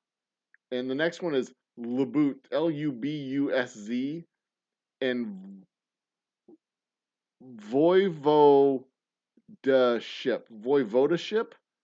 I mean, come on, man. That's not even fair. I mean, they're just making shit up. I swear to God. And then this one, the Starkno, you see that? That's not a word. Stark, Starsisno Desert. Poland apparently has deserts. Formerly exposed, but now largely overgrown sand dunes in the lower Silesian forest. This is what their fucking desert looks like. Covered in trees. That's not a desert, Poland. God damn, Poland. That's not even. Get your shit together. Seriously, get your shit together. The Tabernas Desert in Spain. Spain has deserts. So apparently there's a couple of little dinky deserts in Poland that are barely deserts because they're overgrown with trees now. But Spain has deserts. So there you go. Found a galaxy that has very little dark matter. If there's no cacti in deserts, how do they make their world famous cactus juice booze? Oh, they only make the cactus juice booze in Arizona. That's why. Vanessa, I do not care what flat earthers think generally. Monster or beeper. Yeah. The deserts in Arizona are most of the deserts.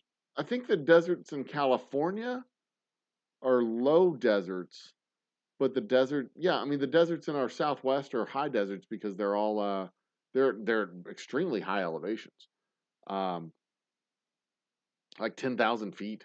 The desert around the Grand Canyon is at like 10,000 feet. Arid is not desert with a lot of rocks. Yeah, I mean it can be, but it isn't always. Carrot Top. Desert defined as less than 10 inches of rain per year. The Arctic is a desert. The Arctic is a desert as well. Yeah, that's right. As is Antarctica. The dimension after black hole squeezes time and space might be two-dimensional. Yeah. The biggest desert is the Arctic. Arctic. um, that would be the Antarctic. Antarctica is the largest single desert in the world. Yes. Matter so dense, it's squished down into a single point. We call it singularity. Yes. Greenland is not considered a desert. Oh, well, no, Greenland isn't considered. Greenland gets precipitation during the year. Um, but Greenland is also really small, comparatively. It's not as big as it looks like on a typical map. It's relatively teeny tiny. Protoa. One day that computer. So I did. If you go look at my latest short that I posted up, I have so much fun with Alexa. Alexa is like my favorite. Our little Google Alexa is my favorite little app and tool to use. Um, you can set up routines for Alexa to do. So you can walk into the room and go, Alexa, it's bedtime, and then Alexa can turn on the your bedtime music, set the lights down to low, whatever. At 8 o'clock at night, at sunset, you can tell Alexa at sunset to turn the lamps on in your room, so that at like 45% intensity, so that you can have light waiting for you when you come to bed. It's not a dark room that you're going into. You can set up other routines, like you can say, "Hey Alexa, it's sexy time," and then it'll turn on romantic music and set the lights to a dim red color. You can also set up a routine like I did on the short, um, where you say Alexa, and the crowd goes wild, and then it'll do the sound of people applauding and cheering. So yeah, so you can have an audience applauding and cheering you after you do your thing. Uh, I love Alexa, and the stuff that's in. I know Google's listening to our shit all the time, but that's fine. All they're hearing is, you know, us talking, me and my lovely wife talking to each other, pillow talk, um, and then all the other stuff that happens in bathroom or bedrooms. The Alexa's not in our bathroom. I can't hear. I might be able to hear what's going on in the bathroom. I have no idea. But I've set up a routine that says when I go like uh, what is the routine? I say something about my lovely wife's in the house or something like that, and then it plays "Hot for Teacher" or "Low" by Florida, or you know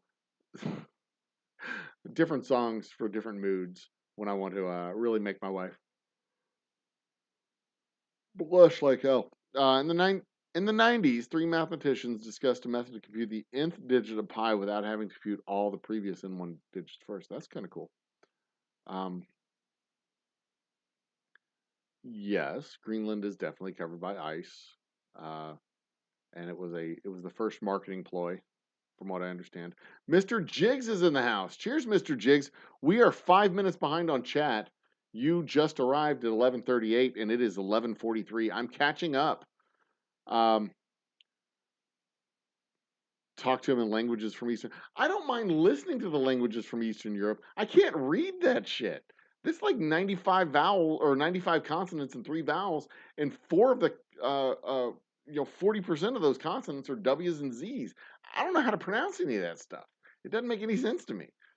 It sounds great. I love listening to it. If I knew how if I could learn how to speak it without reading it, I'd be totally down for that. But I can't read it. It I don't understand. It doesn't make sense to me. My American eyes can't read Polish words because they have just way too many consonants and W's and Z's and Y's. It doesn't make any sense to me. Um, Elmdorf. Where's Elmdorf, Kitty? I don't know where Elmdorf is. Um, hey Siri, what's the definition of a desert? As a noun, desert means a dry, barren area of land, especially one covered with sand, that is characteristically desolate, waterless, and without vegetation. Well, that's bullshit. Do It's you not want covered to in hear the sand. next one? Yes. As an adjective, it means Like a desert. Oh, fuck you, Siri. What is a desert? An adjective means it's like a desert. That's a circular definition, you dumb robot. After this many pours, I have trouble discovering my what? Discovering my bed, let alone the universe. Well, see, here's the really cool thing. If you drink enough, anything's a bed.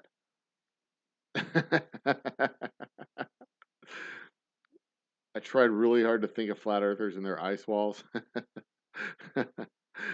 Alexa, perform dirty talk while I do that one thing she likes. Have we caught up to chat? We have caught up to chat. Holy shit. Anchorage, Alaska. There you go. Elmdorf Air Force Base, Anchorage, Alaska. Thank you, Vanessa Kitty. That is like the lamest definition of a desert that Siri gave me. It's just desolate and barren and like usually covered in sand. That's like an 8-year-old's definition of what a desert is. Like, explain to me, little child, what a desert is. And they're like, it's got cactuses and roadrunners. And oh no, I guess kids these days wouldn't know about roadrunners and coyotes because kids these days don't ever watch Roadrunner and Coyote because they're not on TV. But it's like it's got a desert and it's covered. It looks like a beach, but there's no water, and it's got a bunch of sand and cactuses. And Siri, you suck. That's what I said. And I said it, and I meant it.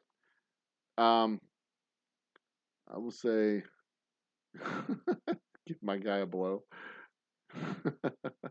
Most experts agree that a desert is an area of land that receives no more than 25 centimeters, 10 inches of precipitation. Yeah, and it's precipitation because so it could be snow as well. But yeah, usually I mean, that's the general definition of a desert. It's got very little rainfall or precipitation in general. And other than that, it's just bare. So Badlands up in South Dakota are a desert. They're an arid, dry area that is technically a desert. It gets, you know, I take that back.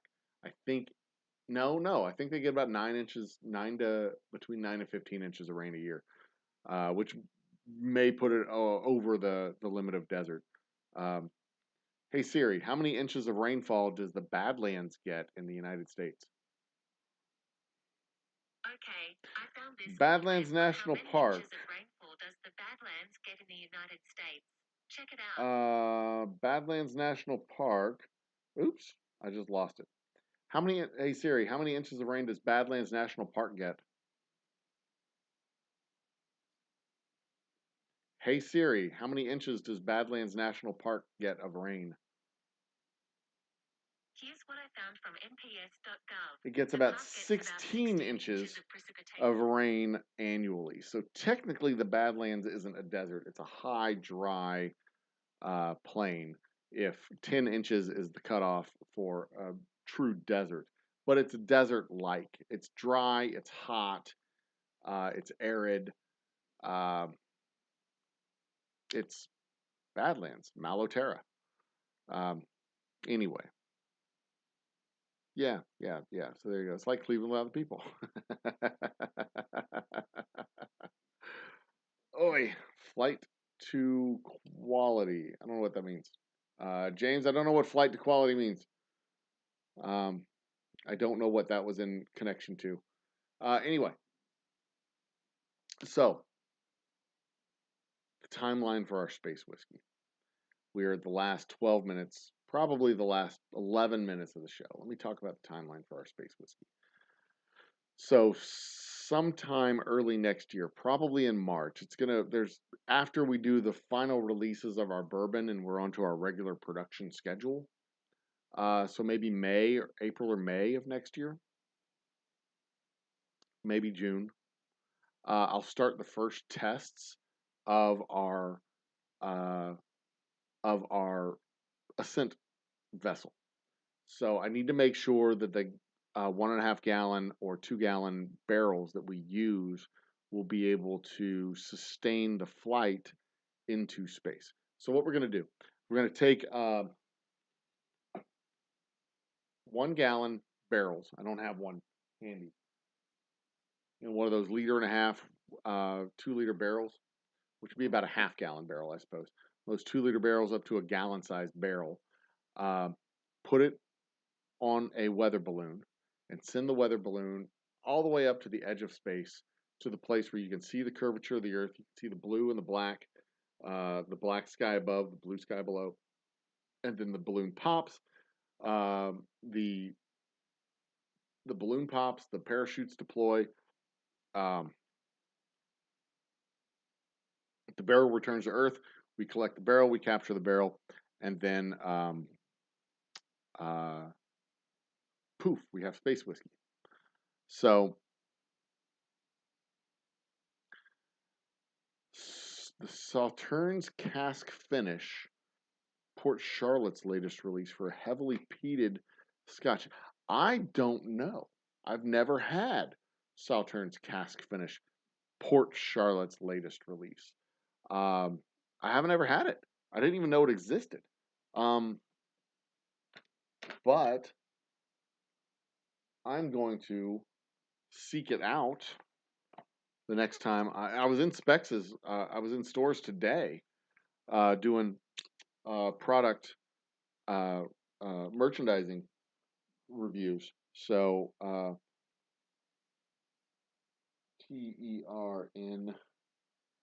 TERNEF Cask Finish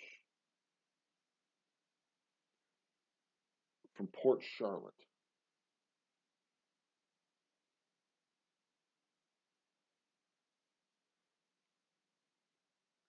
Oh, it just dropped a few days ago in the UK. It may not be here in the United States. I may not have access to it. I may not have access to it at all.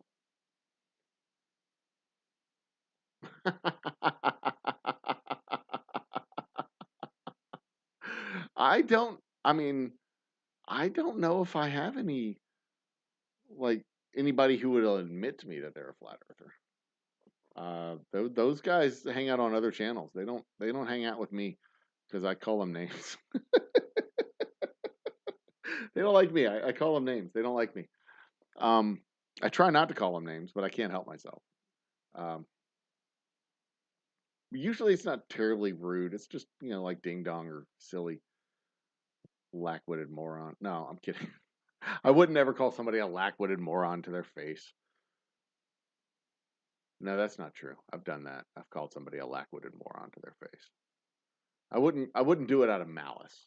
I wouldn't do it out of malice and spite. Let's put it that way. Well, anyway, so Ardbeg has sent whiskey into space, right? Ardbeg has done this. They've gone up into they've sent it up into a capsule, and they've had a barrel aging in a capsule where it was like spinning around at 0 G, rotating as the capsule was rotating around the Earth in full-on orbit, right? So what they found was that the whiskey did not age the same way. The whiskey did not age the same way it ages on Earth. On Earth, it interacts with the barrel more regularly, more systematically. But because it was in space, it didn't. There were two things going on in space. There was 0 G, so there was no gravity pulling the whiskey down, and it wasn't separating out from density. Alcohol wasn't settling. It wasn't rising. It wasn't interacting with the barrel the way whiskey normally interacts with the barrel. But also because it was at a standard temperature and standard pressure, it wasn't breathing in and out of the barrel the same way that it does here on Earth, because here on Earth it goes through temperature fluctuations between morning and evening, between evening and morning, and then from month to month to month to month, it'll go through just standard temperature fluctuations and interact with the barrel significantly. Using that same logic, if it starts off here on Earth at 100 degrees, 85 degrees, whatever, depending on when I launch it up into the stratosphere, and standard pressure here on the surface of Earth, and it goes up through the layers of the atmosphere, and it interacts with the temperature going from spring or summer temperature here in Texas to all the way up to freezing on the edge of space, which I believe is minus 17 degrees. I could be wrong. I don't know. I might be making that up. No, I have it right here in my notebook. As a matter of fact, the temperature where my target altitude would be 30 kilometers, the temperature is about minus 57 degrees Celsius centigrade. So the pressure at about 30,000, 30 kilometers, 30,000 meters is 0.00268 bar, which makes the boiling point of water minus 62 degrees at that height. The boiling point of alcohol at sea level is 78 degrees centigrade. But the boiling point of alcohol at that pressure, at that altitude, is minus 22 degrees centigrade. So it'll definitely get past the boiling point of the alcohol, but it won't get past the boiling point of water. The question's going to be initially if the barrel will survive. If the vaporizing alcohol will blow the barrel up when it gets to the edge of space, if it'll be up there long enough for it to actually blow the barrel up. So that's going to be the first step of my process, is actually test the barrel in a little vacuum chamber to see if I can destroy the barrel. Port Charlotte is not at our local liquor store. No product at all. Okay. Oh, hey, Easy Street with Jen. Cheers. Welcome to chat. We have a new person who's joined chat. Cheers, Jen. I'll drink to that. Cheers. And I'll add, don't forget, guys, if y'all are coming to visit and you haven't subscribed yet, go ahead and subscribe. We're going to have a 600 subscriber special at the end of June. Do I have the counter on this screen? I don't. I have to go up to this screen where we have the counter. Do we have the counter here? Hey, we have added a subscriber. So thanks to whomever that was. But we will be doing our 600 subscriber special at the end of June, where and Independence Day extravaganza, where we will launch 600 rockets into space, into the sky. Zach Carr, another new name. Cheers, Zach. Thanks for joining the party. I appreciate it. I do appreciate the support and appreciate the love. So yeah, the ting ting, that is the issue. The low pressure and the temperature can become the issue with the barrel that I send up there, because it may explode the barrel. The alcohol may vaporize and go through the wood and off into space, and I may lose it all. There's a lot of issues, but the fact that it goes from one temperature extreme down here on the surface to another temperature extreme at the height of its ascent, and a pressure extreme and a pressure extreme at the height, and then it goes back through all those same pressure extremes and temperature extremes as it comes back down, I think will give my whiskey a very unique and curious flavor. The Ardbeg whiskey had a weird, unique flavor because it didn't taste like it aged right. It didn't taste like it aged enough. It was up there for I don't know how long it was up there. It was up there for a long while. But from what I read, the results were that it didn't taste like it aged the amount of time that it was there to age, because it didn't interact with the barrel the same way. My whiskey, we're only talking about 6 hours, but we're talking 6 hours out of basically 7 to 14 days of aging, because it's going to be in a small 2-gallon barrel, and that small 2-gallon barrel is going to age it like super fast, super crazy. In fact, if I do the 1-gallon barrel, it'll be about 4 weeks. If I do the smaller barrel, it'll be. I don't want to. I don't want to go too small because I'm not going to get enough whiskey out of it if I go too small. But that's the plan as it stands right now because I want it to experience the temperature and pressure fluctuation going from Earth from the surface of the Earth to the edge of the atmosphere and back.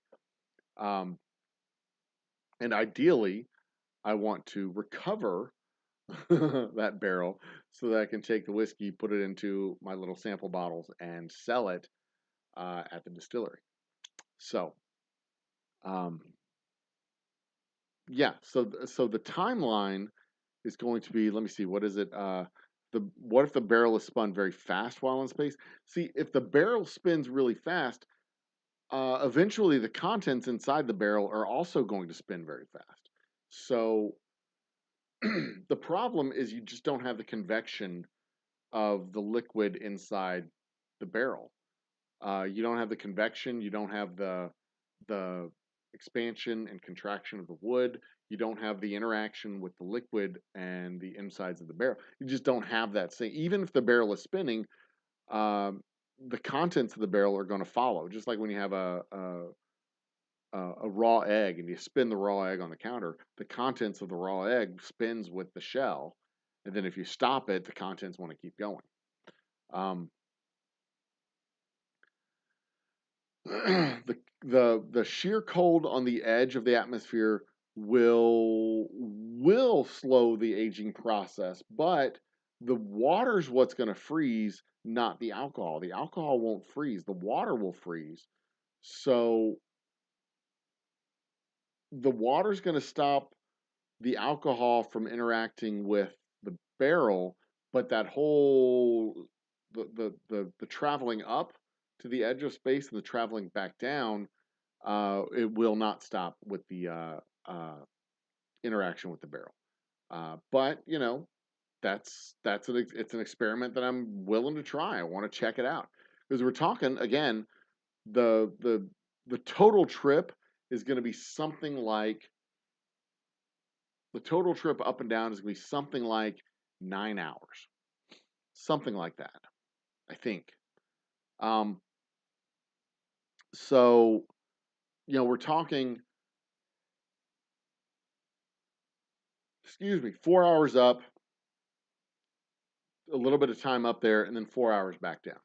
So, the amount of time that it actually spins up there, I don't know if it's going to have enough time to freeze the water and vaporize the alcohol. I don't know, but I am anxious to find out. I really want to know. And I'm going to find this out next spring is probably when I'm going to start running the experiments. And I have a 3-phase program that I'm going to go through. I call it the Mercury. I'm going to go just like the American space program, Mercury, Gemini, and Apollo, where first I test the concept, if the barrel will survive in space, if the alcohol will survive in space, if the water will survive in space. And then I'm going to test the actual ascent module and recovery module. And then the third stage, the Apollo stage, is going to be putting it all together and actually putting my whiskey, a manned space flight, putting my whiskey in the carriage and sending it up to the edge of space. So there you go. Easy Street with Gin, you've been around for trivia. Good. I'm glad you've been around for trivia. We're going to do trivia again tomorrow night. It's going to be 1990s movies. That will be the theme for the trivia. So there you go. How much will the helium cost for the balloon? I don't know the answer to that question. I expect the entire cost for the project to be about $3,000 or $4,000. And that includes the kit for the ascent module as well as the balloon. The balloon by itself is something like, I think, $300 or $400. The ascent module, the balloon, the barrel, the whiskey, and the helium, and the cameras and geo-tracking devices and all that stuff. Excuse me. Goodness gracious. It's after midnight, so I'm beginning to yawn. All right. What else we need? Temperature south of Mississippi. Yeah. But yeah, I'm going to record the whole thing. We're going to have a probably multi-part videos of the. I'll probably have one long 1 hour documentary, and then or hour and a half documentary, something like that, and then shorter videos that are 15 to 20 minutes long, documenting the steps along the way. So it's gonna be a whole damn project. I am super duper excited about it. I don't know how it's going to turn out. I don't know if we'll ever even get to the stage, the Apollo portion of the mission, where I actually have everything to put together. It may fail in the Mercury stage. I may not be able to have a barrel go into space. The barrel just may not succeed, and I don't think it would work quite well with an aluminum barrel. I don't think it would work the same in an aluminum cask versus a wooden cask. Um, Plus, there's no point in sending an aluminum cask up there because it's not going to, there's not going to be any wood in the aluminum cask. It's all aluminum, unless I put wood chips in there. And then why would you even do that? It doesn't. If the barrel won't survive, there's no point in even doing it. So we have to at least have that proof of concept to start with.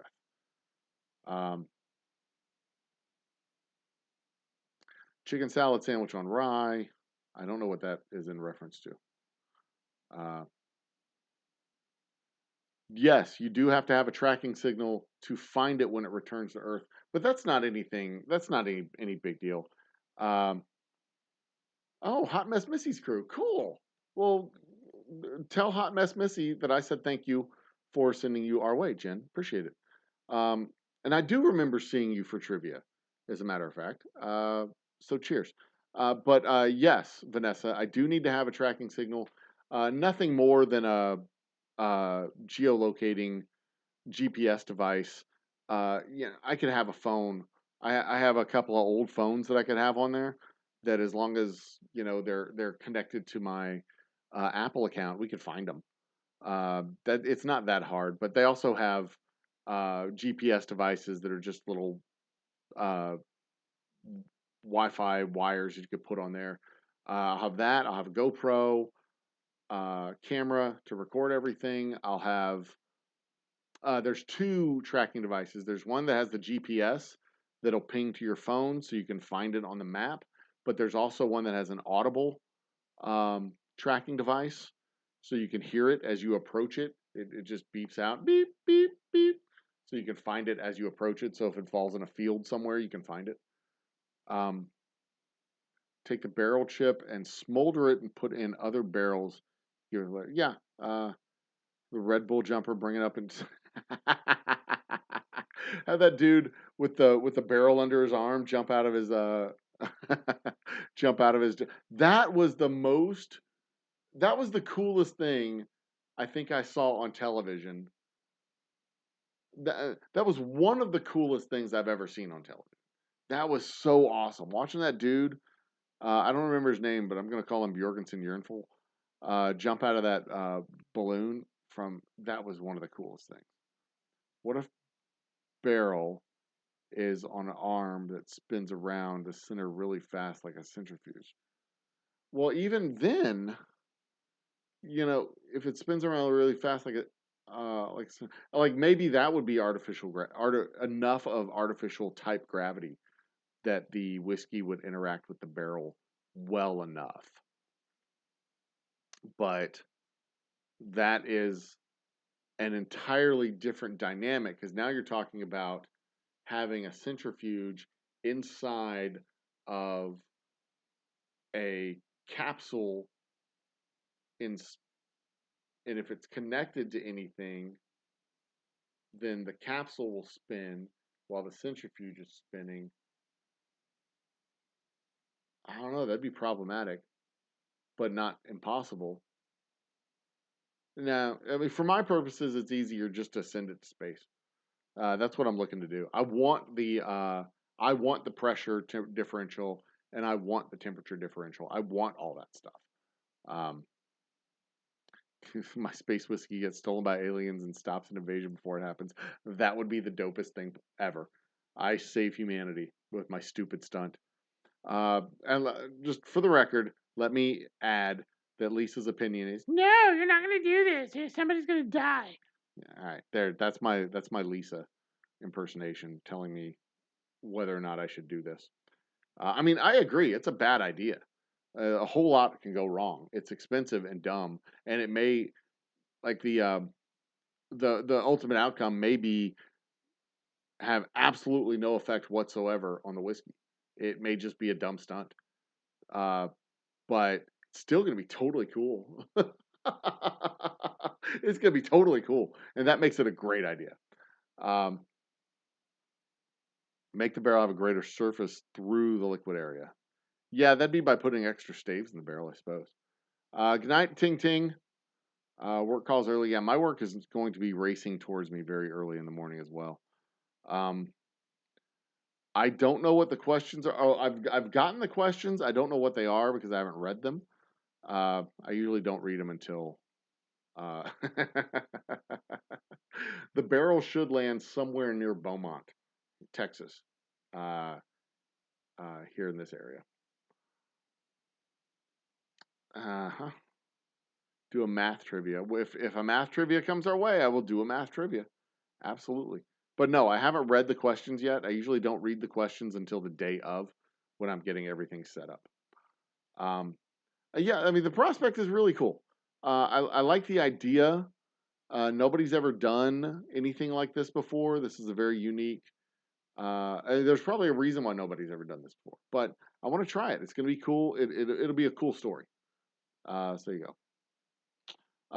The aluminum cask filled with wood to increase the surface area of the barrel. See, that's just the thing, though. I don't know if the aluminum cask, if it's sealed from, if it's a sealed cask, I don't know if the the pressure differential on the outside would cause the cask to spin. It would cause a pressure differential on the inside as well, because you're talking about a metal container expanding, and as it expands, it creates a little vacuum on the inside, which causes everything to the pressure inside to go down. I just don't. I don't know if. I don't know if the aluminum cask is the way to go. I just don't know. In space in that capsule and jumps downwards, right? Could be worse. You could put a barrel on a boat in ocean.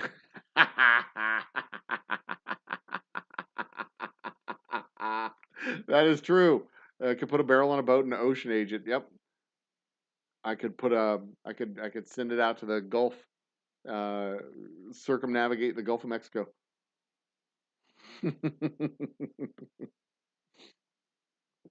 Oh goodness. Problematic but not impossible. Sounds like finding a halfway decent dating bedroom partner. Problematic but not impossible is what I have on my Tinder profile. I will definitely take out insurance just in case. I do not have to get FAA permits or registration for the experiment. Weather balloons do not require FAA clearance. I don't even think we have to tell them that we're launching the balloons up there. I don't know why. Because, I mean, clearly a weather balloon could cause a problem with an airplane if it ran into it. But no, from what I've read, I don't have to get FAA clearance for weather balloon experiments. You can literally just light them and send them up. Now, because I'm sending a payload up on a weather balloon, that could be an issue. I may just need to notify, but not get a permit or a clearance. I mean, these videos are all over the interwebs of people who've taken a weather balloon and sent a Lego guy up into space, or sent a ice cream cone into space, or sent whatever. They've done all kinds of these videos. There's this one chick who sent her Miss America or Miss USA crown up into space. She entered a beauty pageant. Zyla Foxland does science and science related stuff on the YouTubes. Not her. Anyway, she entered beauty contest is kind of a joke, and her skill was some kind of math or science thing. I can't remember what it was. But she got a crown, a Miss America crown, Miss USA crown, Miss Indiana crown, whatever state it was, I don't remember. But she took her, Miss Ohio, I think it was. She took her crown and attached it to a weather balloon and sent it into space. So it'd be the only Miss Ohio crown that had gone into space. X Xiola Foxlin, I think, Foxlin. You can look it up. Miss America crown into space, something like that. But that's what kind of gave me the idea of taking the barrel, attaching it to a weather balloon, and yeeting it into space. That'd be kind of funny. I think it'd be funny. I think it would be hilarious, and I think it would be a really cool story, and it would be the kind of story that that gets enough buzz for people to at least come to the distillery to see the whiskey and then maybe buy some rye. Maybe buy a bottle of bourbon. You may be able to get a bottle of the space whiskey that is a 50 milliliter bottle that costs, I don't know, $20 a bottle or $30 a bottle. How much is 50 milliliters out of 750? What is that? 750 divided by 50 is 15. 15 times 20, that's a $300 bottle of whiskey. But yeah, I mean, if you're going to get would a bladder of whiskey pop due to the pressure? I don't think the bladder, I don't know. I don't know. That's a good question. I don't know. But what I'm going to do in order to test it is get one of those 5-gallon vacuum tanks for epoxy, a vacuum chamber, a 5-gallon vacuum chamber that I can put a 2-gallon barrel in, and then pump all the air out and see what happens. There you go. Who is the model with the brunette and blonde hair in the intro? That is the Ad Twins. The Ad Twins were a pair of spokespeople for hire that I found on Fiverr. And I've been kicking around the idea of sending them a new script to do an update of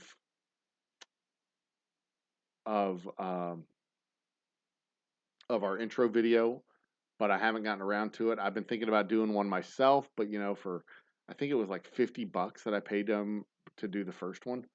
So for $50 I can get a new video. I think I'll probably just do that, let them do it. Spend a half a day, write out a little script for them to do, pare it down to I think 50 words, and it's like $50.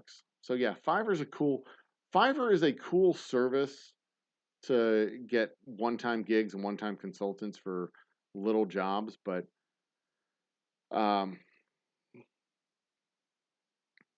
yeah, I mean that's basically all it is.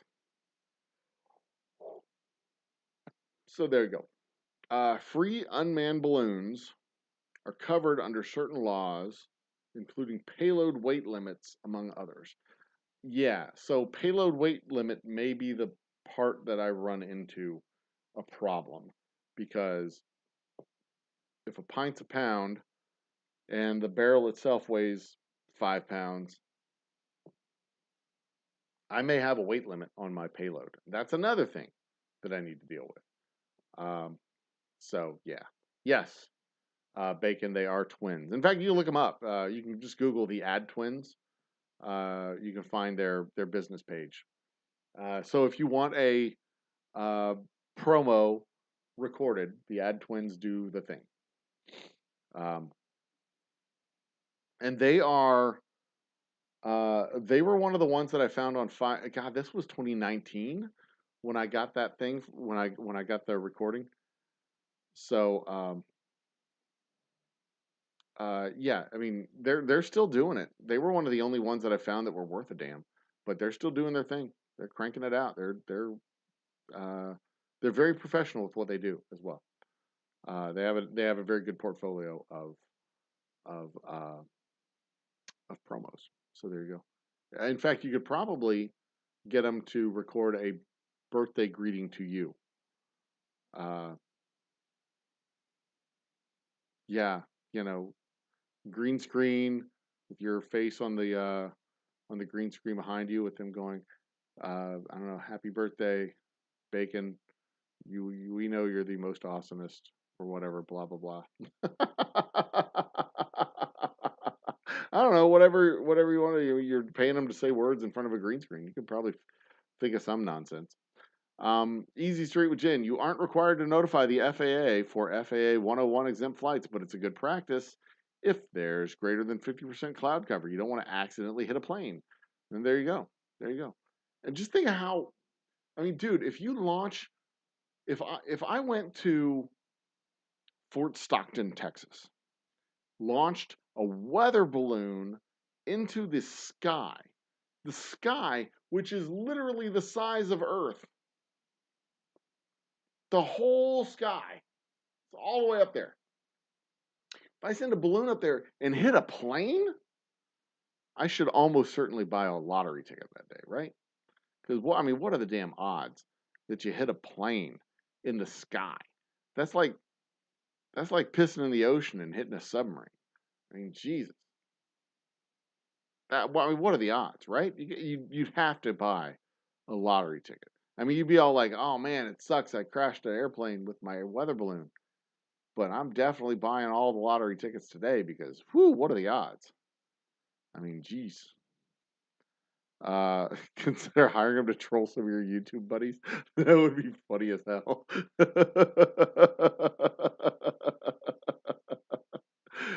Hire him just to troll YouTube buddies. That would be so absolutely funny. Oh my God. I'm in. I'd watch that. That's for damn sure. Um, I wonder if you could hire the Ad Twins to do a Arby's promo like what we talked about on your show. Come to Arby's, feeding people meat since 1973. Eat Arby's because your hunger is stronger than your memory. Eat Arby's. It's probably food.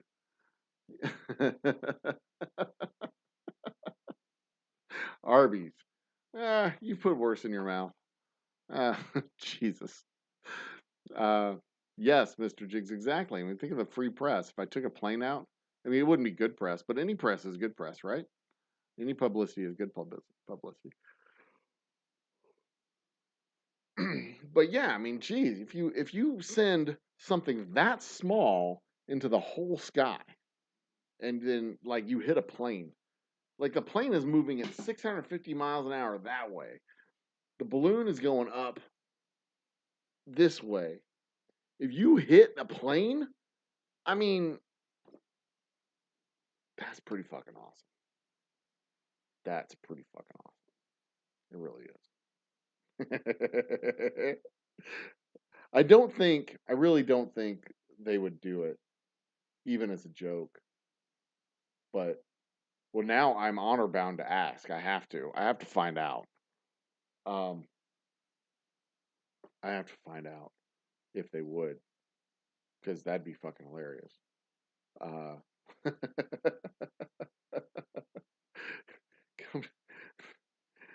yeah. This show's brought to you by Arby's.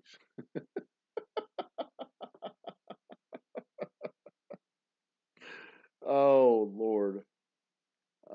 We've got the meats. We got the meat. We got the meat. Everybody, get out your seat. We got the meats. We got the meats. What was that? The Bengals? All right. It's time. It's time to wind this down. It is 12:30. I've got to go to work. I would put up a link to bring people on, but I've got to go to work in the morning. I've got a video to record. I've got a video to edit, and I've got some. We've got trivia tomorrow night at 9 p.m. 90s movies is the theme, but also general knowledge, sports, et cetera, et cetera. Get in here tomorrow night. Trivia starts at 9. The questions will probably start at 9:30. We do have an unhinged this week. We have an unhinged this week, so maybe trivia starts at 9:45. But get in here, get in for the show, get in for the thing because there's 35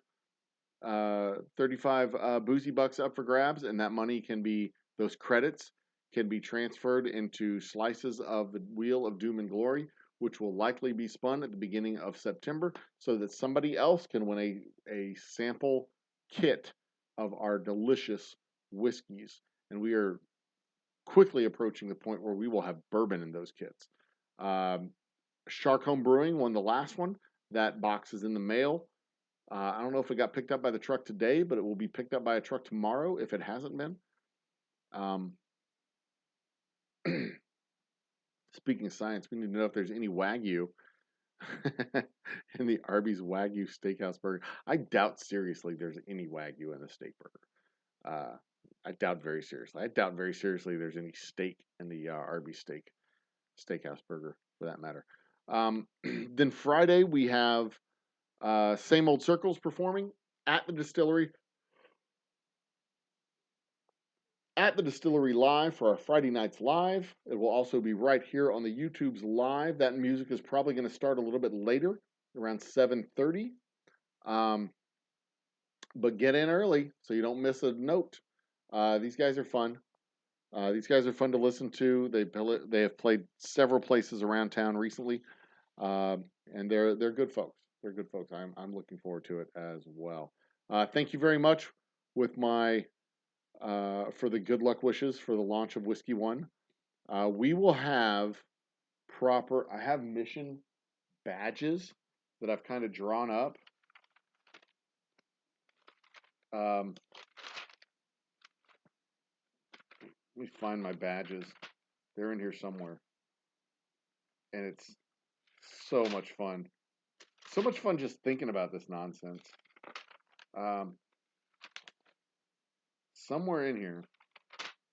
In the next few days, I will have my 100,000 views quest posted and updated. Did I not have it in this notebook? I don't have it in this notebook. But I do have a whole lot of notes about impressions and click-through rates and the 100,000 views project. There they are. Mission badges that I've played around with. The Apollo, Mercury, and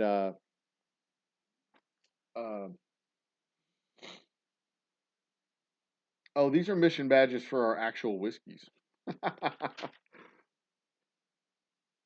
Here's mission badges for the actual missions. Whoops, what's that? Mission badges for the actual missions. But you don't get to see much more of those. Who is this? Oh, that's a reminder. I need to toss that in the trash. Okay. So sometime either tomorrow or Friday, we'll have our update of our 100,000 views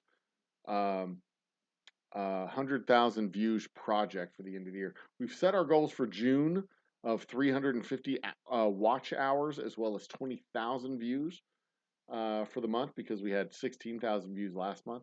So we'll see. We'll see what happens. I don't know if we'll hit that mark for June. It's ambitious to say the very least, but I will do my level best. But all that'll be explained in the 100,000 views episode.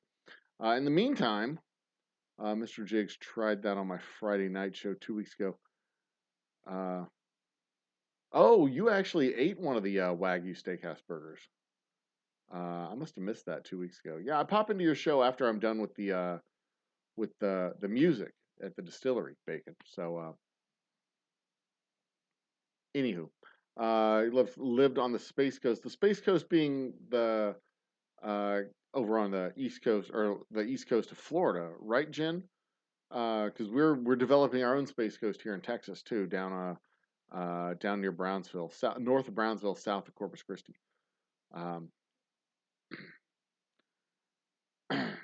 Husband's grandfather was a rocket scientist, Saturn mission era.